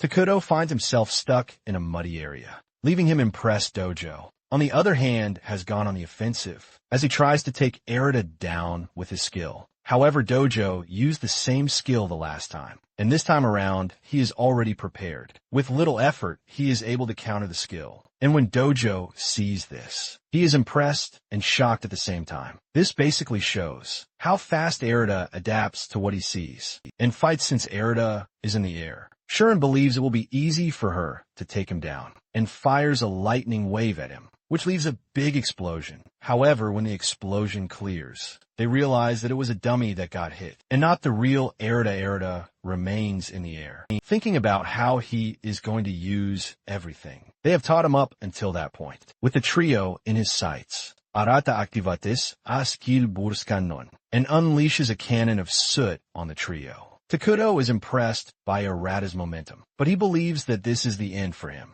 The trio unleashes their skills at the same time. Rédissing a massive explosion. At this point, they just hit the 40-second mark in the test, and Rio believes that it is a big improvement, but it is still a failure in the end. However, they are all left in shock when the explosion clears off, and instead of seeing a charred Rita, what they see is a rift in the air. By the time they realize what is going on, Erida has appeared behind them. His right arm is glowing dark with soot, just like a demon's, and he is sweating from having pushed himself beyond his limits. It turns out that the training he got from both Ray and Rio actually worked well just when he is about to rest. The trio comes at him at the same time, aiming to finish him off. But Arita easily vanishes this time around. Using another Rift Dojo is shocked when he sees this, and he realizes that Arita was able to acquire a new technique, and even applied it during the battle. Shine agrees with him, saying Arata's growth rate is fascinating.